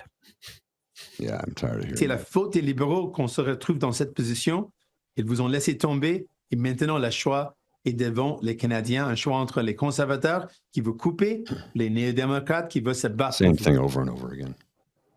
Mais vous qui avez appuyé aussi longtemps les libéraux, est-ce qu'il n'y a pas quelqu'un qui pourrait, comme chef, faire avancer certaines de vos politiques, ou c'est vraiment clair pour vous, là, c'est terminé? Okay. So he was basically at the end of the last segment in French, he's doing the thing, you know, when the New Democrats keep on saying, hey, it's not only just between the conservatives and the liberals, there's we're here too, like this. He's literally flipping around. He says, the choice in the next election is going to be between what Poilievre's doing and the New Democrats that are going to fight for you. Mhm. Oh, so now you don't, so again, it wasn't about democracy. Yeah. Wasn't it? Okay. Just like you were okay with autocracy if it was going to give you proportional representation. A moment of Linda- autocracy. Okay. Linda's knocked Yeah. this one right out of the park again. All I hear is him doing the same thing that Andrea Horwath did during the last Ontario election. And Right. look how that worked out. Exactly, Linda. It's the same damn Right? thing. And they were Exactly. both in the same government. Yeah. Not government, all but she did, opposition. well, all she did, I mean, watching one of the debates, all she did, instead of attacking the existing government, the sitting government, Doug Ford, who was on stage, all she did was attack the Liberal Party. Well, the Liberal Party wasn't in power. They're a minority government. They had hardly any seats. Now, he's attacking Polyev plenty here. Mm-hmm. Right? We can't say that he isn't. But again, he's just... the liberals are all the same, right? And she's like, the journalist asked, like, is there really not anyone that can emerge from the Liberal Party with whom you think you could work to advance some of your priorities, or is this just a done deal for you? And Mr. Grizzly? Et c'est terminé, c'est clair. Quand on va avoir une motion de censure, I don't think I need to translate that one. C'est terminé, c'est clair. It's over. It's clear. So he's not interested. Doesn't matter what the liberals put up. Doesn't matter who the liberals do. Doesn't matter what... the person could come up and say, you know what, like this, NDP, write my policy for me. La, la, la, la. You're not listening. It's done.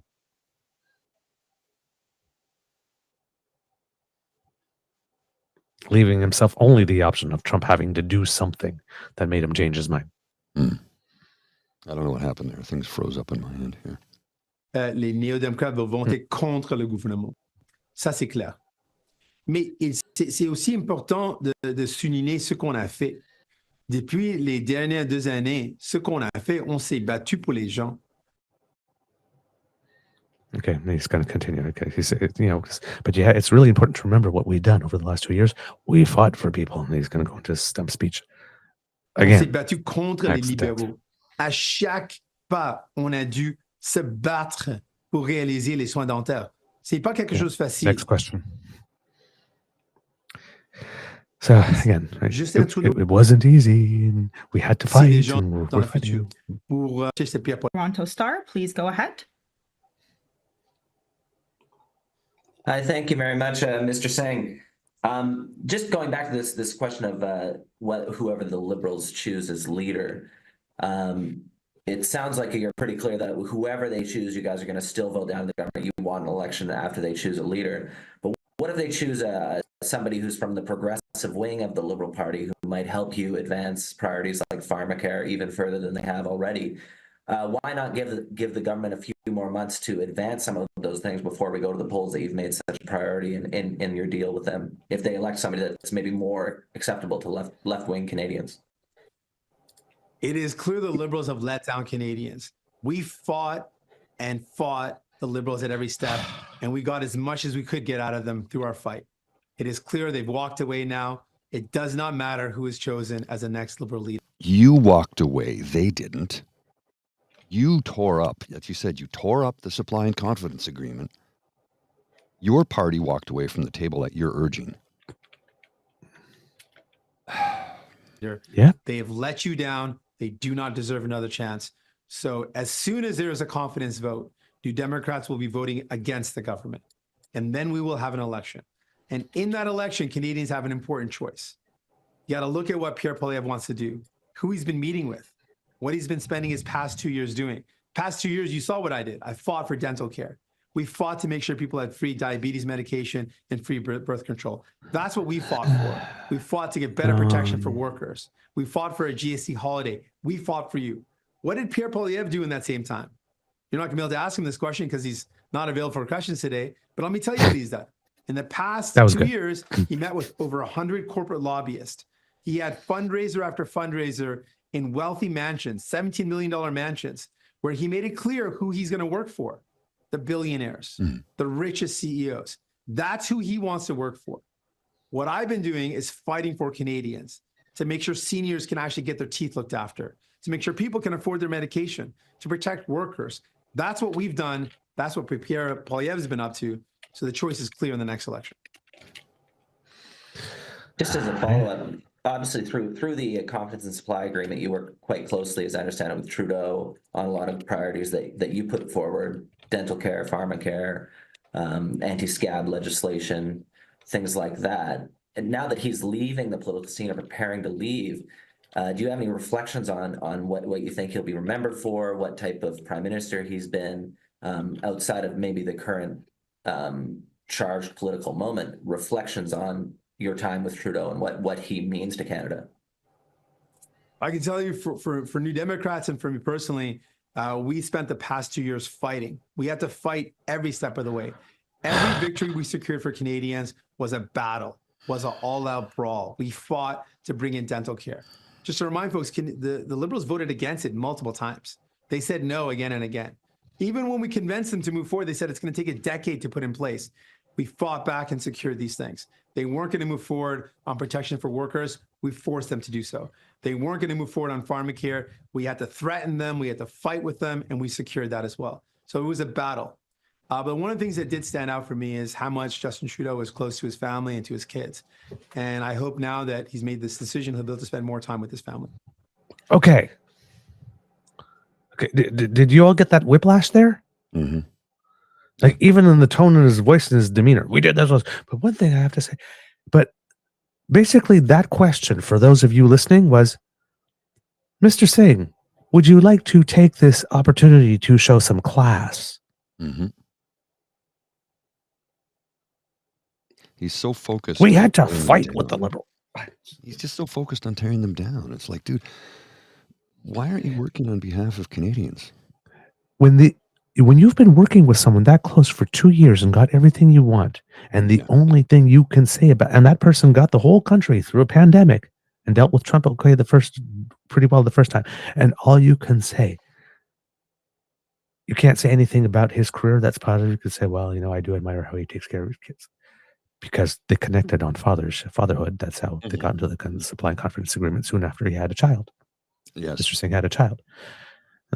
I don't know where all the hopes and dreams he had which were the reasons that he engaged in the supply and confidence agreement went. But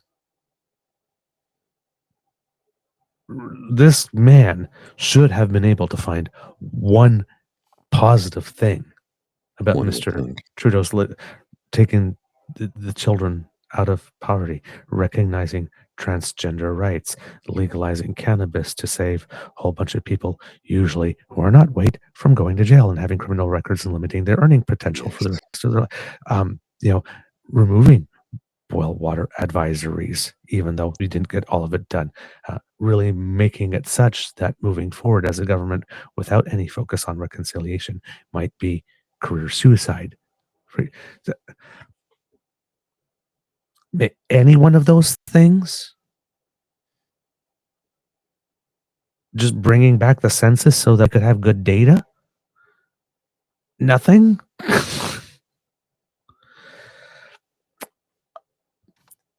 There come times in life, kids, this would be some early words of wisdom, that you have time to show class or crass. Opting for class is always usually the better option. It goes on. I don't know how much there's left, but everything that the rest is pretty much all that. Yeah. So we'll just skip it.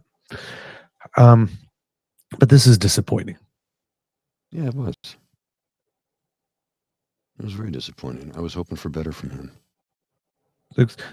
And on top of that, like, to launch the 2025 campaign, the new party has to pick a leader. They haven't done first, any. And they'll be sworn in. There's plenty of time between the time that the party's going to pick a new leader and that the House is going to reconvene for the confidence vote that you swear you're going to take them down on, for you to have done that. And also not on the first day that the leader's chosen, because the first day the leader's chosen is usually supposed to be welcome. Well, to the club. Then you start attacking. What Jay said here, we should give the rage farmers pink slips and vote the Greens into majority. You know what? That's a pretty good idea, actually. I have no problem with that at the moment. None. Because at the moment, there's only one adult in the frickin' room. Elizabeth May. I mean, the Prime Minister's doing pretty well. Of people who have severe, issues of hatred for her because, I don't know, maybe because she's a smart woman. Perhaps. And there's that one time where she says that she was tired or jet lagged or whatnot, and they thought that she was yeah. drunk, and they'll never her whole worth as a human being and a contributor to Canada is to that one moment where they still assume that she's drunk, even though she said otherwise, and they have no proof that she was. But and there's never been another moment like that. No.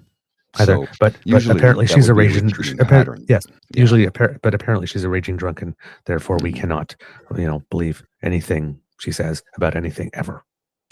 But Pierre Polyev with bags of McDonald's, never mind. Mm-hmm. The man or clearly staggering has a out of the problem. Diagolon trailer.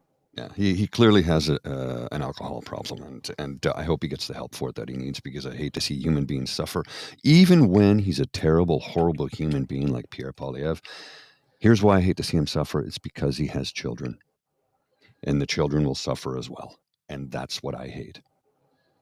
That's what I hate. His children will suffer because of his inability to address his issue. Well, he's got a few issues, but one glaringly obvious one. Now, Mr. Grizzly, since we are talking about her, I am going to send you something, and I want to go through this because this is Miss Elizabeth May having a pretty darn good moment. She had a press conference on, I think this one was on the day that the Prime Minister had stepped aside. Mm-hmm. But I don't know. Wow. Okay. That's pretty cool. Somebody just said she has more balls than all of the Republican senators and House representatives. Okay. Didn't expect to see that. Up and ready to go. All right. So she's making a statement about the Canada-U.S. relations strategy. So yes, this is according to everyone. According to this is on January 3rd. So not the day that the Prime Minister steps aside, but the Friday before. It is very good. So enjoy.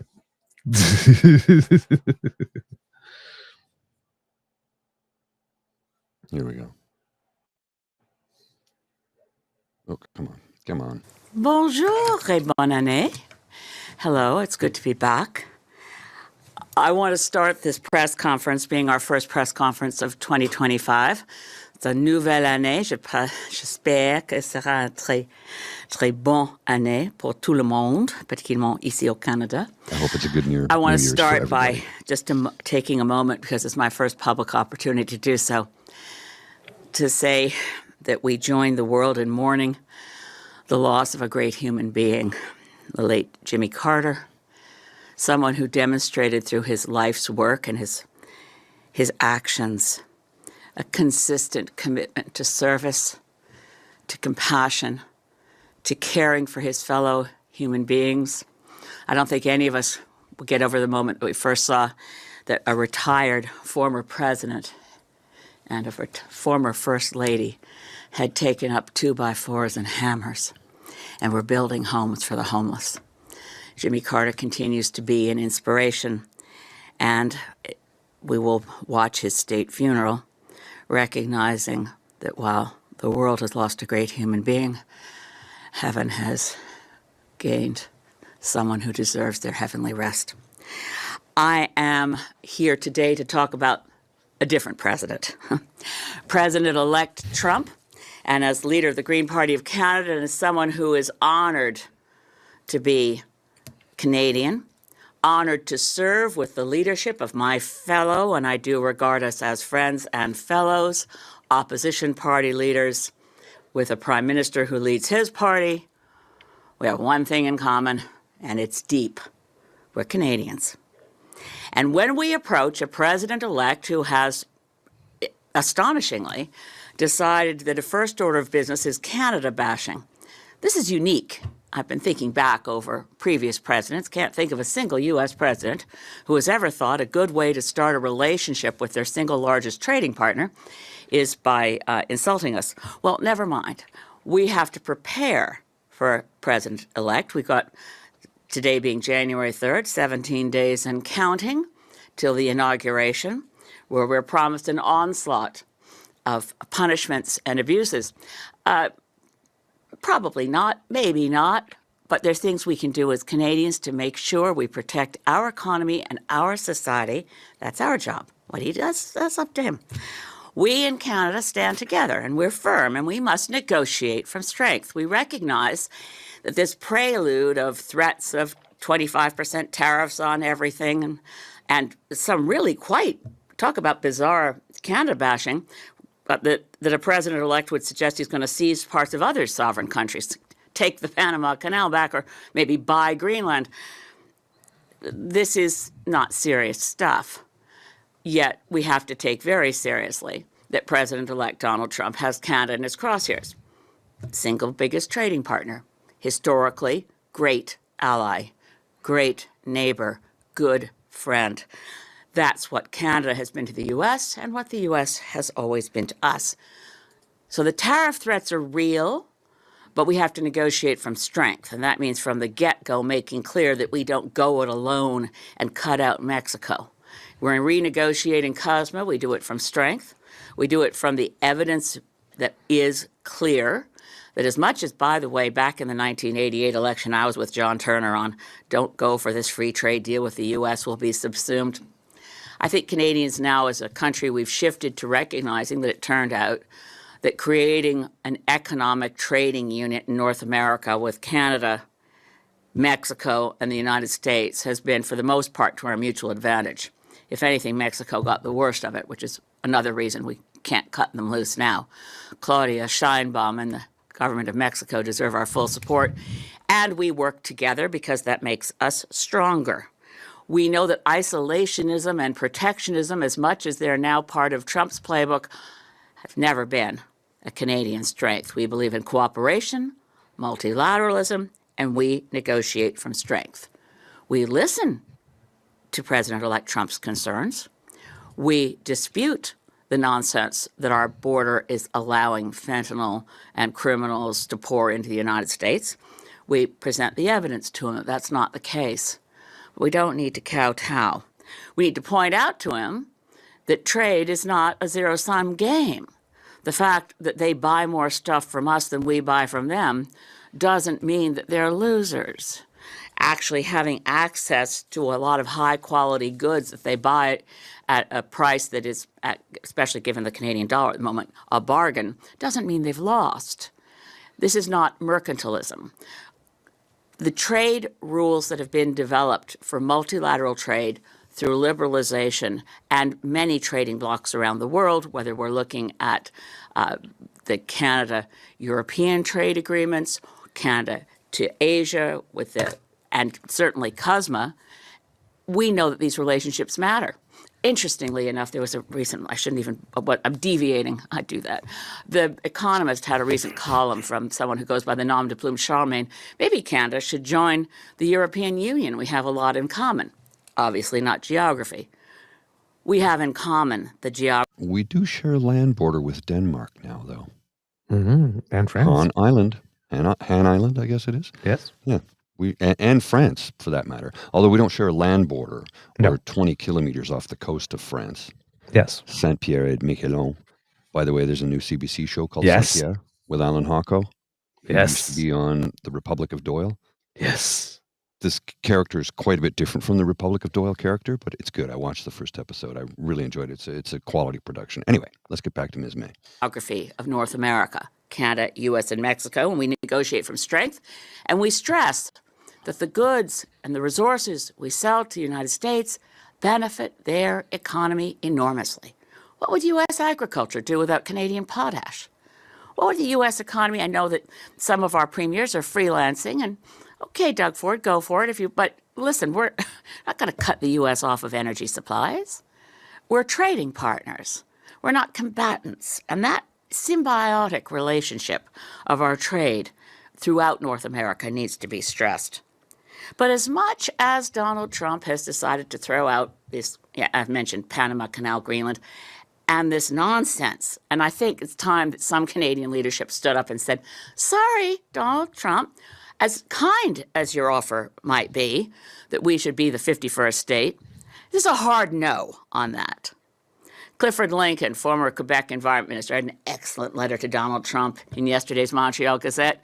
No, thank you, Mr. Trump. We will not really seek to be, and I quote, ever happy little clams in a magnificent MAGA ocean. Newsflash, Donald Trump, we are not aspiring to be a 51st state. We are already a sovereign country. We are a nation. And anytime anyone looks around the world for the top 10 places to live, Canada's in the top half of the top 10, always. The United States? Not so Never. much.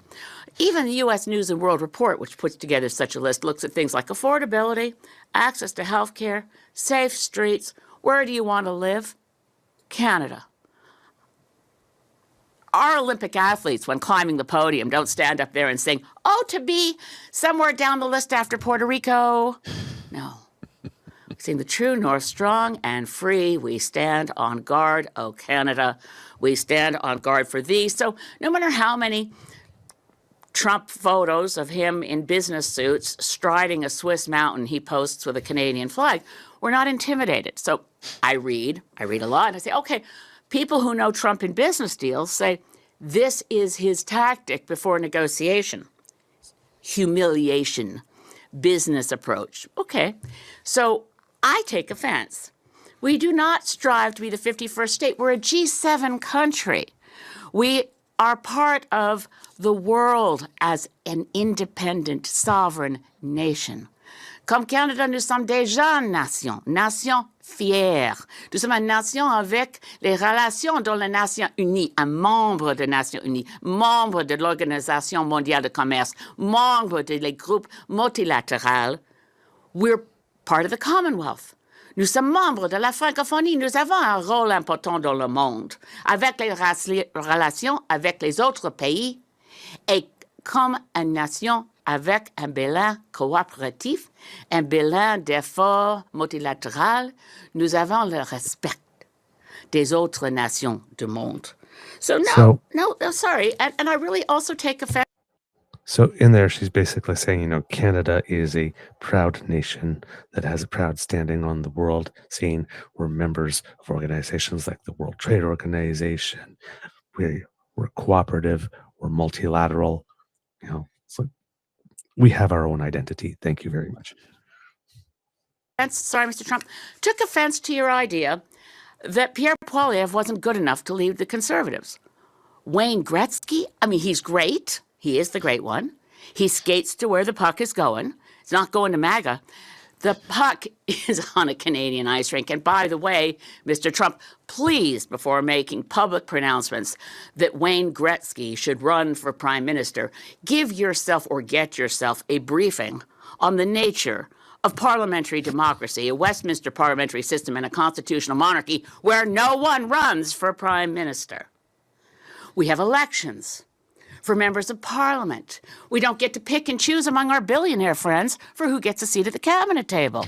If they're not an elected member of parliament, well, Canadian system is different from that of the United States of America. I suggest that Mr. Trump find one of his grandchildren's school books and look at the year 1776, which may explain a few things to him about why our systems of government are different. I don't want to belittle Mr. Trump, but on the other hand, hey, Donald, have we got a deal for you? You think we want to be the 51st state? Nah, but maybe California would like to be the 11th province. How about it? California, Oregon, Washington, you've got geography in common with us. And not only that, we've already got a carbon trading system between California and Quebec. We've got some strong alliances on our west coast from British Columbia. There's been a lot of academic papers on the idea of Cascadia. So California, Governor Newsom, and Washington State, Jay Inslee, and newly elected Governor of Oregon, Tina Kotek. How about it? Want to put a referendum to your citizens? Because this is what you deal. Have we got a deal for you? This is what you get. Free health care. Universal free health care. No more one-year-olds who suddenly fall off the Medicaid list and their parents are in the news because they're trying to do a GoFundMe so they can get their daughter to a doctor. universal, free health care. And guess what? Those gun laws that your Congress is too afraid to pass because of the national gun lobby, we already got our strict gun laws. That's why we have the safest streets around the world, or at least in the United States, by the way, the most recent stats, 5.9 out of every 100,000 people is killed in a fatal gun incident versus 0.88 per 100,000 in Canada. That's because we have strict gun laws. California citizens, Oregon, Washington, safer streets. Here we already have good gun laws, and women have a right to an abortion under our universal health care system. But, we don't have to stop there. Donald, think about it. You could get rid of all these states that always vote Democrat. You know what else will take Bernie Sanders off your hands? Proud new Canadian citizen of the great province of Vermont. Vermont, New Hampshire, Maine. We'd love to see you. Our maritime provinces already have deep, deep links and ties. Well, enough kidding around. But honestly, President Trump, get used to it. Canada is a sovereign nation full of, guess what, proud Canadians. We're not jingoistic. We don't boast a lot. That's one of the things we kind of have in common with Jimmy Carter. We're not a big nation for braggarts and bullies. We actually like to think we're of service in the world. We could do better. We can always do better. But we love our country. And it's a country. It's a nation. And we do not aspire to be a 51st state. So let's not hear that anymore. If it was a joke, it was never funny. And it ends now. Well.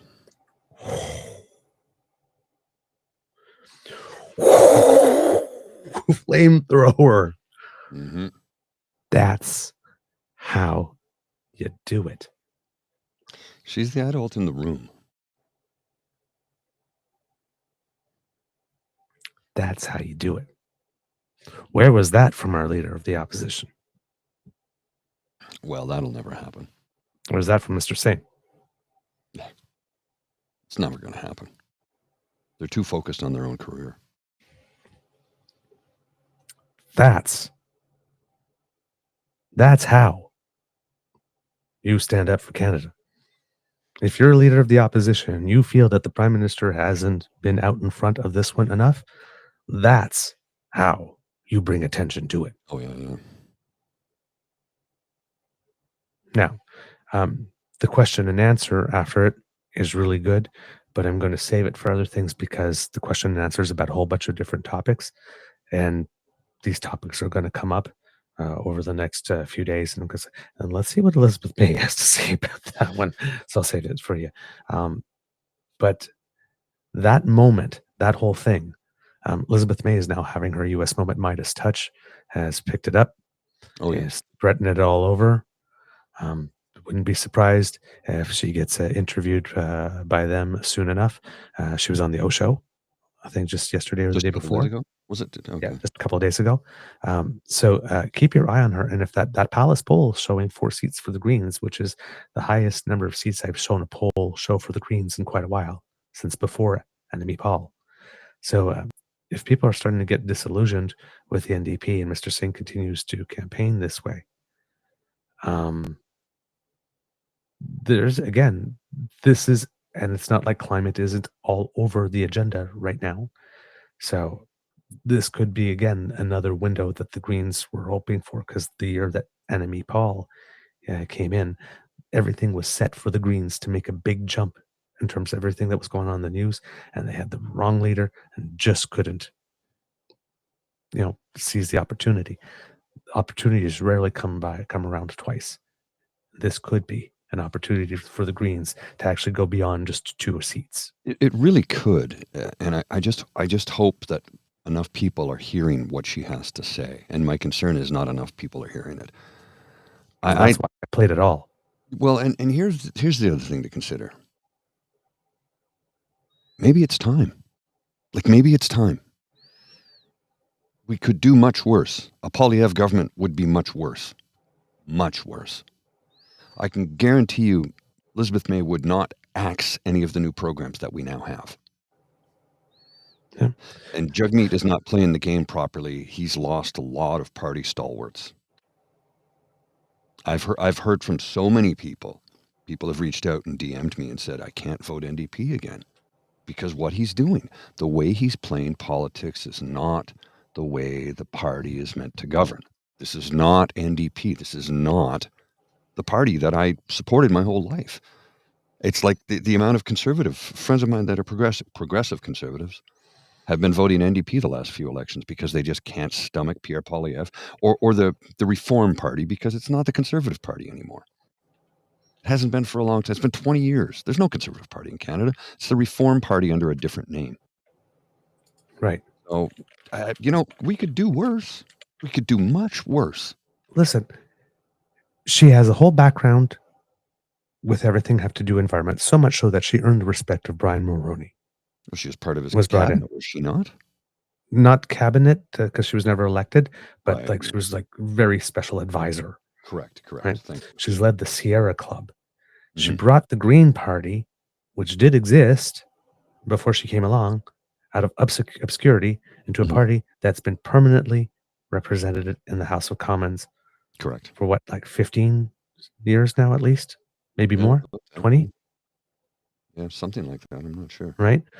The Green movement provincially is well ensconced, have informed the official opposition in a few provinces. Ready? That doesn't happen without her bringing the profile federally. She's 70. On top of all that, she's a lawyer and an ordained minister. I didn't know that. She's someone who thinks. Mhm. And she's American born. And she's standing up for Canada more than the leader of the official opposition, who was born here. What more do you need? And you can't say that she's in the bag for Justin Trudeau, because ever since Justin Trudeau agreed to buy the Trans Mountain Pipeline, the Green Party has not voted with the Liberals one confidence motion since. She has voted to take down this government at every opportunity that came down because they supported the Trans Mountain Pipeline. And she has all the respect in the world for him, for all the other stuff that he did. But that was a red line for her. The only red line that she has greater than that is her love for Canada. Probably the only thing that could make her not vote not confidence in this government is if Canada was actually threatened itself. Mm. Other than that, right? She can have affection for someone and see their good qualities and consider them colleagues and Mhm. still vote them down on a point of principle with regard to Oh, the yes. environment. It's not difficult. It's not impossible. This is not that's not difficult for her. She's very clear on where she stands on things. And wouldn't it be nice to have someone who's leading the country who's absolutely crystal clear on where they stand on things? Let us remember, folks, friends of folks, folks of friends, friend folks. I'm doing the Doug Ford thing. Let us remember something important about the Green Party. The Conservative Party would like you to believe that the Green Party are a bunch of tree-hugging, Tree-hugging, bicycle granola wearing, bicycle, munching, all the stuff. hippies. They are not and never have been that. The Green Party are progressive conservatives who give a shit about the environment. You know, you think about this. The greenest prime minister we ever had was Brian Mulroney. Mm-hmm. Probably until now. Until now, correct. By today's standards, he'd be more in line with the Green Party than that Conservative Party that we have in power in opposition. He'd be much more in line with the Green Party. Yes. There's a lot of things Mulroney did that I hated. But you have to remember, first and foremost, he was a progressive who loved this country dearly. Mm-hmm. Listen, he put his, again, what we say about the Prime Minister when we talk about TMX, Mhm. he loved this country so much that he knew that was needed despite it was probably not the best thing for the environment, Right. and sacrificed tons of political capital at that altar. Yeah. Brian Mulroney sacrificed an incredible amount of political capital at Meech and Charlottetown Yes, he did. because he tried so much to bring Quebec into the Constitution fully. Mhm. Because he did not succeed. But you know what? He spent a lot. He spent so much political capital that his party got decimated to 2 seats. You know, a thought just occurred to me here because Brian Mulroney was from Quebec. How many prime ministers have we had that were not Quebecois in the last 50 years? Harper wasn't. Harper wasn't. I mean, if we're counting the really short terms, Turner, Clark, or not. Clark, Harper, Kim Campbell. Martin was from Quebec. Yes. Chrétien was. Trudeau was. Current Trudeau is not. Current Trudeau is not. Yes, that's true. He represents a Quebec riding now, but Trudeau, Quebec is not. He's from Ottawa. Yes. He was born right here in the nation's capital. So we have an Ontarian prime minister for the first time in a century. Just something I thought I'd point out because, I think it's interesting. Most of my life, it's always been a Quebecois prime minister. Most of my life. This current prime minister, who has been in power for 9 years, is not. All right. We have one more clip for you, Kits and Cubs, before we go. Because everybody's about the prime minister and all of this. Well, the prime minister yesterday showed up on CNN. Now, at first, my first reaction was, what is it with all these Canadian leaders showing up on US TV to do the interviews? But then, of course, yesterday, the prime minister was in Washington, D.C. Yes. for the funeral of Jimmy Carter. So, of course, why not do a couple media availabilities there? Now, there are some people online that tried to create some stink by virtue of the fact that the prime minister was apparently not wearing his Canada lapel pin. Apparently this was some big outrageous scandal. I don't know if that's appropriate to wear that at a funeral. That's what I would think too, because the focus should not be on you. Correct. I personally thought it would be a sign of respect. Somebody's going to pick him apart for no matter what he does. Yeah, even if he does Trump everything was right, wearing something. I saw a couple of other lapels, pins there, but most everyone was not wearing one. Now I don't know, of course, if it changes if you're the representative of the country because you're there not only personally, but you're there on behalf of the country. So maybe in that case it's appropriate. But listen. This is not a thing. All right. Even if you should have worn it and didn't, it's not a thing. All right. Well, I'll go to the clip. I do have the clip, but I got to. Now, the thing I found interesting on this, though, was that the whole TrueAnon thing started because of this Jake Tapper guy. Yes. Saying it one day on the news. So I'm surprised that he went there. With Jake Tapper, because there are other hosts. But the prime minister, again, he's not afraid of a fight. So no, not that this is a fight, but he's not afraid to stand up to people who are. Because you call me true or not, let me go to your show. Well, and remember, as our friend Senator Patrick Brazeau has said, you misjudge this man at your own peril. Mm-hmm. And now I want you to watch this, and think of what Doug Ford's been doing. Think of what Danielle Smith has been doing. Think of what Pierre Poilievre has done.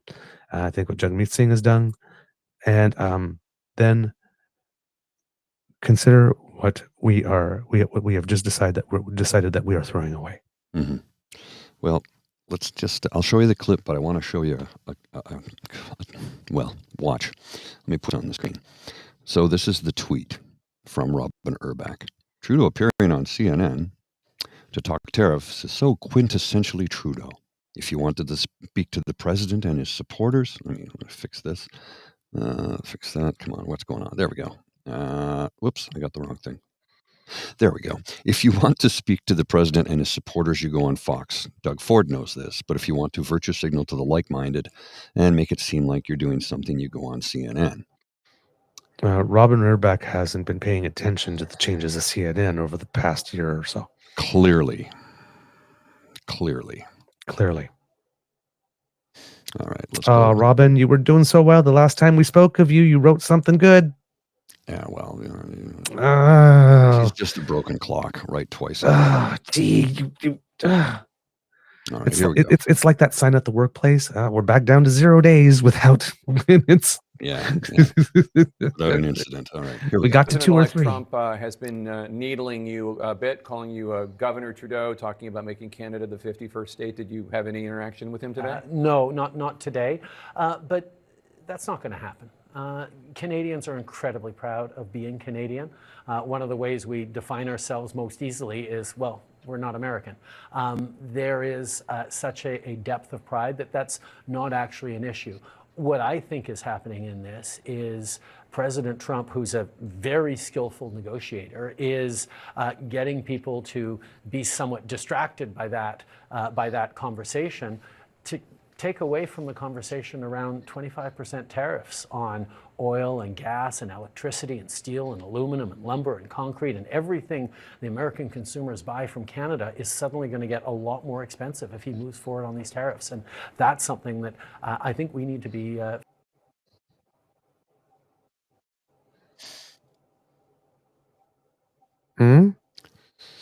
I thought that was pretty good.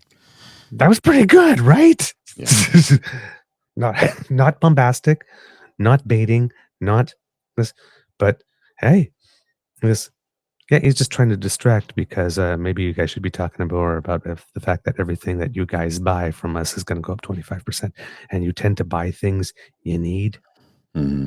Well, compare and contrast that to what Trump had to say, because watch this. Now, there's a bit of an audio issue here. I'm doing the best I can to make it improve, but it's a little squawky. But have a look at this. A lot of them. We don't need Canada for that. We don't need Canada for lumber because we have big forests that we have, not utilized. In some cases, they're protected, which I can take that protection off. And you take down a tree and you grow a better tree. That's, pretty common.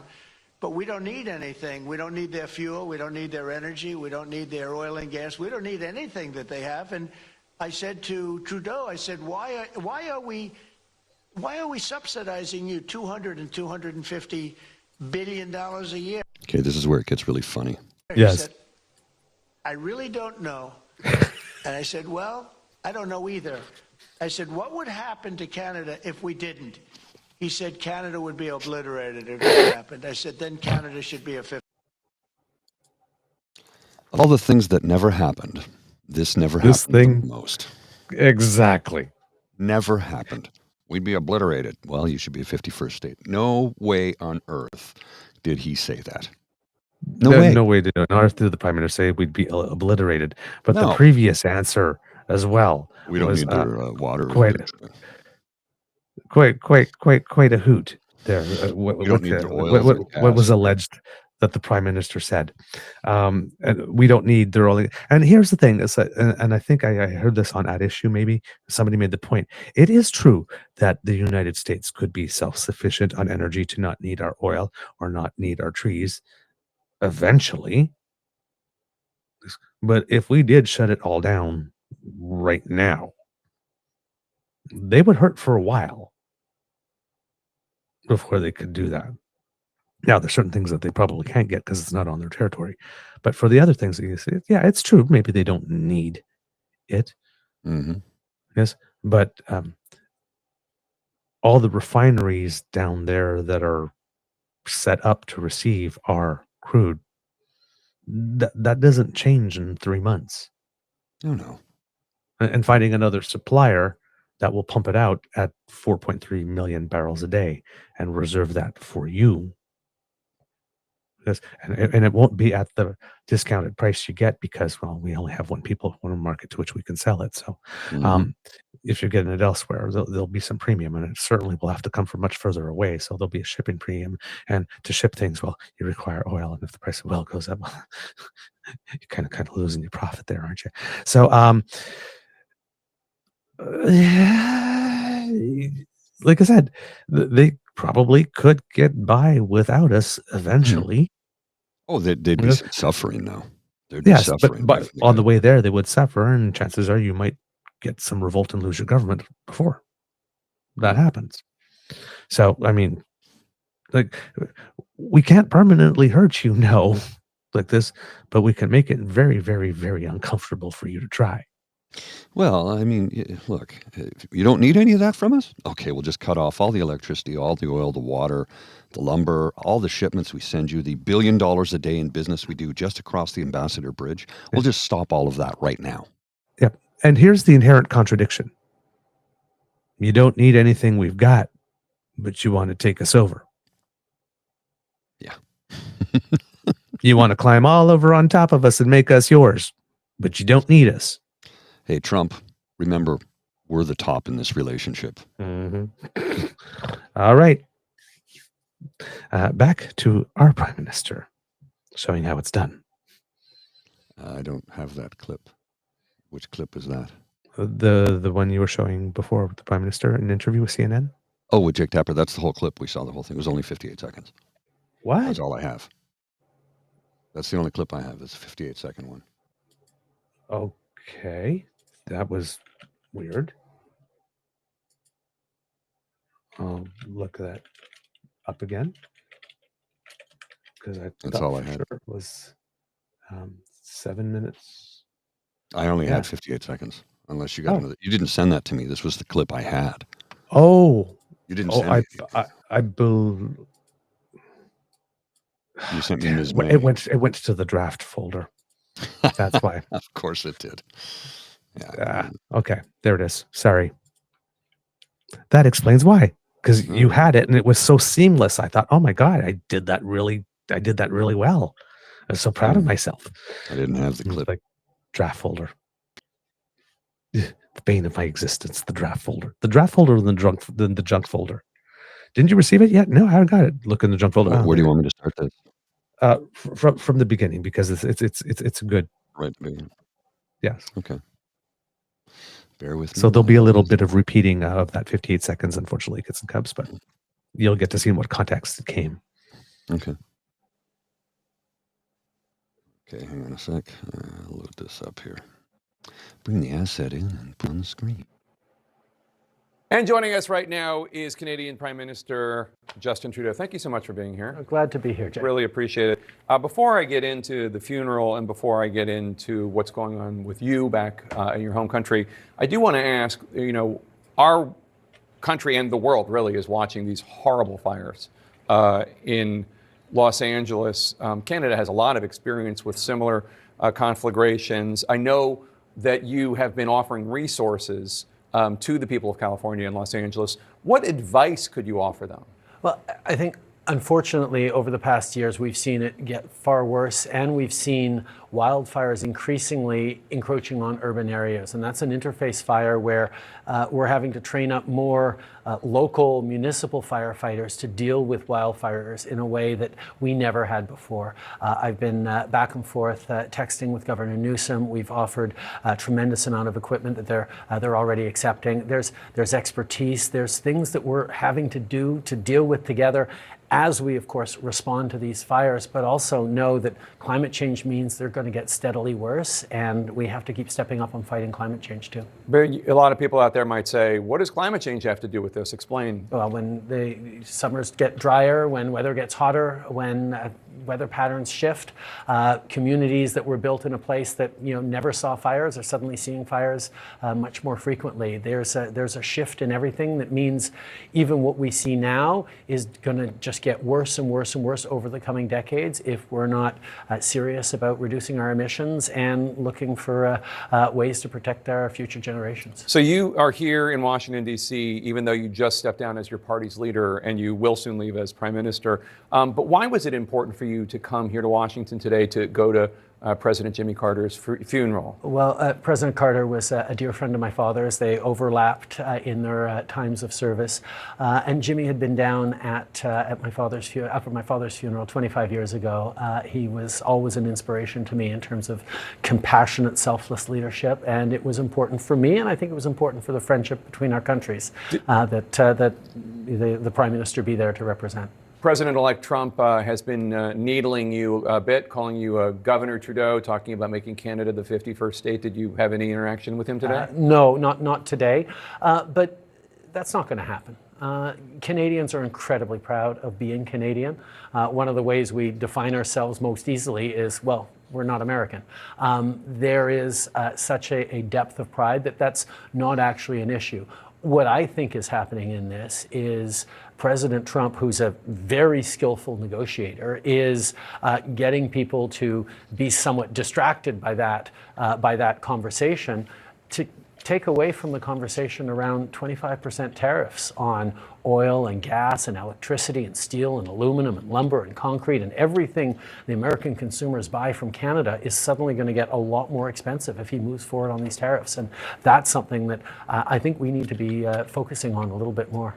Did the re-election of Donald Trump and this more direct confrontation with Canada over this issue play any role at all in your decision to resign as leader of your party and prime minister? No, on the contrary. What we were able to do during the first presidency of Mr. Trump's was work together in a very challenging situation to come out with a very strong win-win in Canada-U.S. relations with the renegotiation of the USMCA. It is a great deal for both of our countries. We've seen trade grow, we've seen opportunities grow, we've seen wealth grow in both of our countries for workers, for businesses. Working together concretely is something that we've been able to do in the past, and I'm looking forward to continuing to work with him for the next 2 months while I'm still in office. Let's talk about this potential 25% tariff from the United States on Canada. Economists say that will drive the Canadian economy into a recession, and the Canadian government is preparing retaliatory tariffs if these actually go through. Which do you think would be potentially the most effective against the United States? I don't want them, by the way, just as an American, I don't want these tariffs, but minerals, energy? We don't want them either. We do not want to see tariffs on our side. We do not want to see tariffs on your side. It's bad for people who have, for generations, made things together and been successful together to actually start creating barriers between economies like ours. Like, we have so many resources in Canada, more than our market can support, so we export them to our closest friend who can rely on them. It is a win-win for us. We would definitely respond, as we did years ago when President Trump put tariffs on steel and aluminum. We responded by putting tariffs on Heinz ketchup, on playing cards, on bourbon, on Harley Davidsons, on things that would hurt American workers. But we don't want to do that because it drives up prices for Canadians and it harms our closest trading partner. Is there nothing that Donald Trump is saying about trade status and relations right now where you think that he has a point? There's nothing you think that is unfair? I mean, the conversation around tariffs started around border concerns.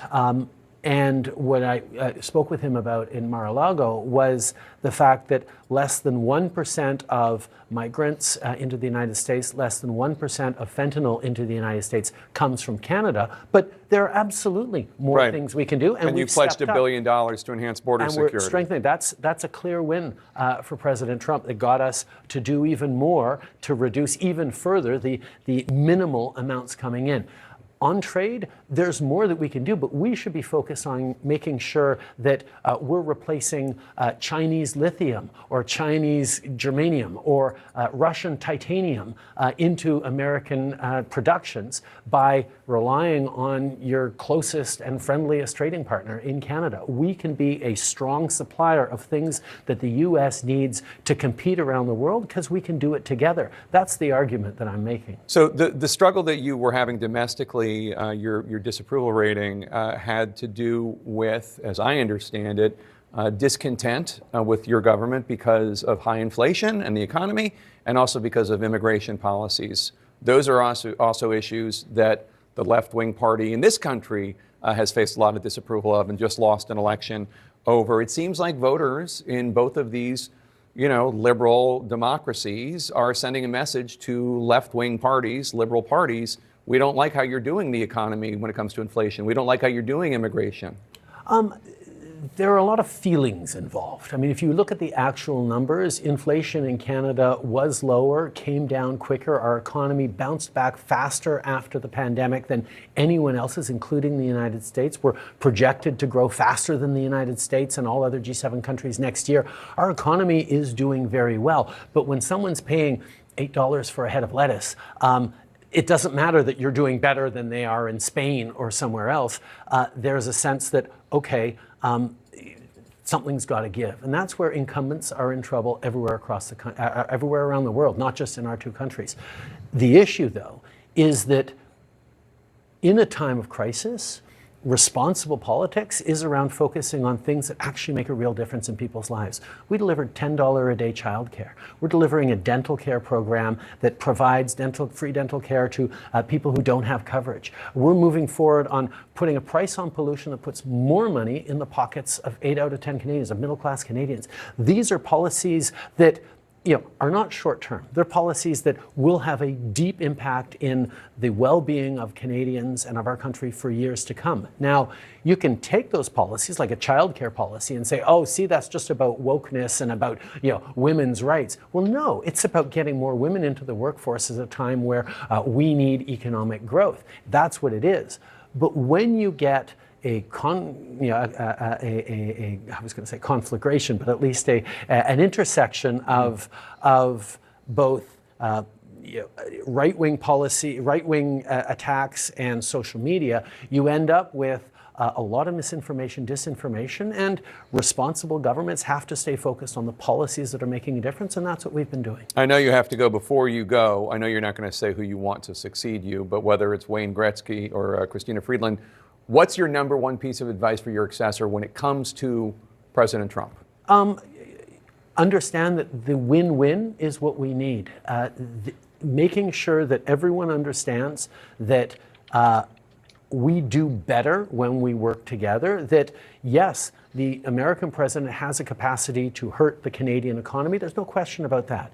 But anything an American president does to hurt the Canadian economy will also hurt American consumers, American workers, and American growth. We do better when we work together to take on the world, whether it's China or Russia or anywhere else. When we work together, we can't be stopped. And that's the focus that we need to have. And that's certainly what I've continued to work on with President Trump. Prime Minister Trudeau, thank you so much. And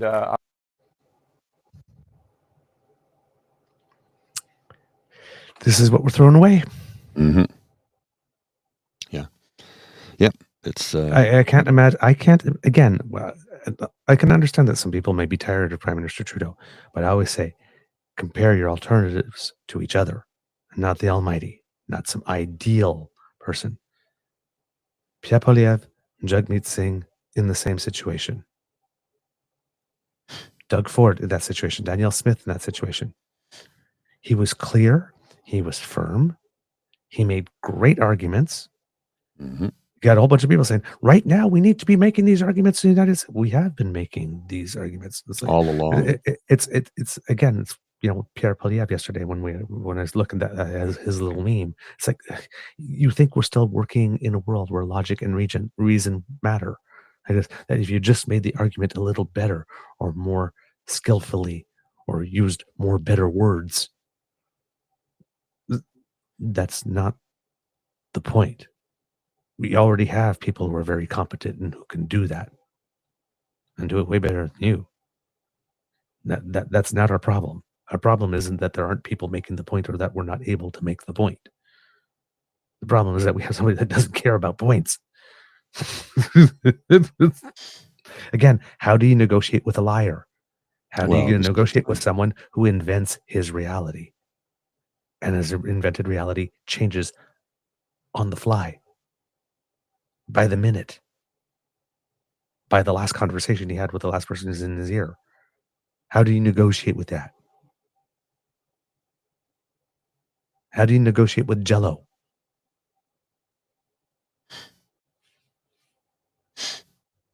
Some of the responses I'm seeing to Pierre Poilievre's press conference yesterday I listened to his presser for about 2 minutes yesterday because that's all I can handle is 2 minutes. Anyway, he certainly doesn't sound like he knows what he's doing. I'd never want that to represent Canada on the world stage. He's a complete moron. I mean, I'm reading lots of stuff like this online from his press conference, but we'll address that in the next show. Yeah, but if you're looking at the Justin Trudeau on the Jake Tapper thing, if you scroll the comments, just right there, Canadians are very proud of being Canadian. One of the ways we define ourselves most easily is, well, we're not Americans. Yep, that. Mm-hmm. Wow, Canada is helping the U.S. That's what good neighbors do because of the firefighting thing. I wasn't born in Canada, but I live in Canada longer than in my birth country, and I love being a Canadian and will always stand up for Canada. I'm 44 years old now. I moved to Alberta, Canada with my wife 20 years ago and became Canadian citizens in 2007. We love Canada, and Canada is our pride. Thank you, Canada, for your help in California. True North and strong and free. I am Canadian. Came to Canada as a skilled immigrant, worked hard, and built my life here. Will defend Canada during tough times. And it's all this. I still haven't seen one negative comment yet. Good. Whereas over here, that would get trashed. Yeah. Like crazy. So again, this is what we've decided. We're throwing away some guy that can go into the arena and stay super calm and make these points very, very clearly. Some of the statesmanship commentary that I'm reading is like, came to Canada as a skilled immigrant, worked hard and built my life here. Will defend Canada during tough times. Yep. I just read that one. Yeah. The responses here are pretty. Oh, sorry, I didn't catch that because I was perusing through some. I mean, some of the responses though are amazing. I don't think we'd see the same response if he appeared on the CBC or CTV and said the same things. It makes one wonder. Well-spoken, educated, knowledgeable, compassionate, understands win-win versus win-lose, understands the value of working together with allies, understands the value of respect and decency. Now that's a leader. So proud to be Canadian and also love and respect for our American neighbors, brothers in arms. I mean,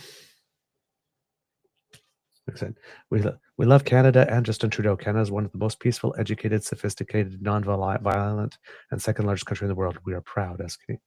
I mean, just so yeah. And throwing it away. I know. We're throwing it all away. Before we go, Mr. Grizzly, for right now, have one little clip I just sent you by mail. Has to do with President Carter's funeral, because talking about people who are underappreciated, President Obama. Yes, I have this clip. Because this is a man that has given a lot. And even though he's at the stage of his life now where he shouldn't have to still be doing stuff and taking one for the team, because he's taken plenty for the team, he's still taking some for the team. So here we are at the funeral of Jimmy Carter, and Obama is playing babysitter and mediator and referee. Yeah, it's Wu-Tang is for the children. George W. ignores Trump and probably tells Obama, thanks for taking one for the team, by sitting next to him. Right. I don't know if you saw where when Trump walked in, he shook a lot of hands. Mike Pence and Pence's wife just... Yes. Now, I don't like Mike Pence. Number one. I don't like his wife. Mike Pence. Yeah, but Mike Pence shook his hand. Like, come on. I guess, but mother was not having it. Well, you remember, I tell you, Donald Trump better not be asleep if mother's within like 30 feet of him, because I think mother would finish him off. Well, she does not like him. I saw yesterday is why is Melania dressed like a pilgrim, and why is she so angry? And the first comment was because the wrong president died. Oh, my answer was because she thought that she was going to get out of the contract, and now she's got to be in for another 4 years. Oh, that's so nasty. All right, Mr. Grizzly, do we have a show? We do indeed, sir. All right, kids and cubs, that's the end of this part of the Daily Beaver Morning Show for Friday, January 10th. We hope that you love listening to us because we love making this for you. Remember, sharing is caring and word of mouth is priceless. So please tell your peeps and poops all about us. We appreciate it when you do. Now, if you would like to help us, for example, by subscribing to our podcasts, so that way you don't miss any, you can do that thanks to the Ray Girl. She sponsors our pod page, podpage.com/The True North Eager Beaver. Hyphens between each one of those words. And if you go there and click our subscribe box when we have something fresh off the bandwidth in terms of our audio podcasts, it will come directly to you. You don't even have to go look for them. So that's very, very handy. And I'm sure Mr. Grizzly will make the QR code appear any moment now. Now, if you also are wanting to help us, then you can make like Kit Lane and surf yourself on down to the True North Eager Beaver Media Incorporated YouTube page, where our buttons like, share, and subscribe are waiting for you to click them. It helps us with the algorithm. Thank you so much for that. And if you would like to help us in other ways, Kits and Cubs, well, then you need to get down to our coffee page. And that's the QR code that Mr. Grizzly will certainly make appear now. Already there. And already there. And that's coffee. I have the live button from my restream on top of it, so I can't see it. So it's coffee, ko-fi.com/eagerbeaver, and where you can find the emergency hydration fund, which is essentially our tip jar. So if you would like to encourage us to do more because you like what we do and would like to buy me a cup of hot chocolate and Mr. Grizzly a mug of black and bitter coffee, well, then that's where you can do it. Everything is very much appreciated. But if you're not able to contribute financially, don't worry, because the gifts of your attention and participation are the ones that matter the most to us. And we love to hear from you. So please write to us. TrueNorthEagerBeaver@gmail.com is our email address. You can find us at the Blue Sky Beaver Lodge at True Eager, and also at the Bad Place on the Jitter at True Eager as well. On our Facebook page, True North Eager Beaver. That's the original place. And if you do go to our coffee page and sign up, as we've been mentioning, we're looking to make more of like our website, where you can keep up with everything True North Eager Beaver and all our shows and things of the like. So please go and subscribe there, even if you're not able to make a financial contribution, because that's where you will find out a lot about what's going on with us, especially since Twitter. The owner of Twitter seems to be hell-bent on destroying it, and now it looks like the owner of Meta, which is our Facebook page, has decided that, well, we need to make exception for free speech rules, expressly to say that people who are rainbow are mentally ill some way, and to allow people to use the R word much more frequently. Apparently that was speech that was so crucial that it required a rule change now that Trump is going to be president. Another click for obeying in advance. Yes, and taking away fact-checking. Which I think is interesting because, boy, have the knives come out firm on that one. Some of the memes I've seen of world's first rat penis transplant, Mark Zuckerberg. Oh, jeez. Oh, yeah, there's all kinds of them. And it's like, dude, you invited this. You invited this. Nobody's going to... Oh, no fact-checking, so, yeah. Just put it up there. So, yes, before 2025 is out, we might be relying strictly on Blue Sky in our coffee page. So get in on the job early. We don't know where this year's going, man. We don't know where this year's going. Because democracy is something that you do, Kits and Cubs. Again, it's January. So if you have the opportunity to do something to make your community a little better for those that are in need, that would be helpful. Also, if you're in Ontario, please take some time to write Doug Ford and ask him, is this finally the thing that Lisa McLeod has done that deserves her getting the boot from caucus? Because it seems that she went full-on anti-Muslim with raising fears of people bringing Sharia law to Canada, and then pretty much bashed everyone that tried to bring it to her attention, eventually kind of sort of apologized for it, and then deleted some tweets. And I told her to seek psychological help as quickly as possible because she needs it. She's off her meds. But it's just like, how many chances does she get? Doug Ford, you are doing no favors by keeping her in the public spotlight. Take her out of the public spotlight so she can focus on her self-care. Yeah. She needs help. It's too much.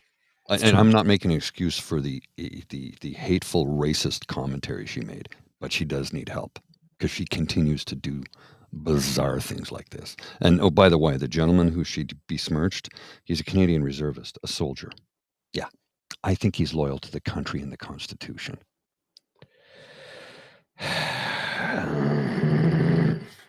I don't like this tone. I don't like the tone.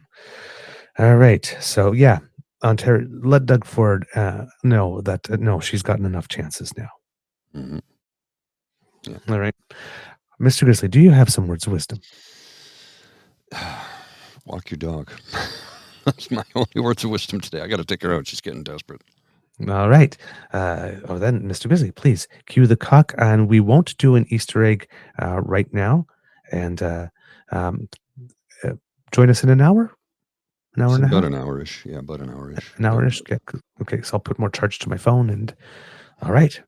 We'll see you soon. Bye, everyone. You are listening to a True North Eager Beaver Media Incorporated podcast. The True North Eager Beaver podcasts are proudly brought to you by our founding sponsors, the Misfit Mysteries from Corvid Moon Publishing, your source for science fiction, fantasy, and cozy mysteries featuring a broad diversity of characters, CanadianTarot.com, their uniquely Canadian online eclectic tarot community, and the Peppermaster, hot pepper sauces made from farm-fresh ingredients to thrill your taste buds and expand your mind.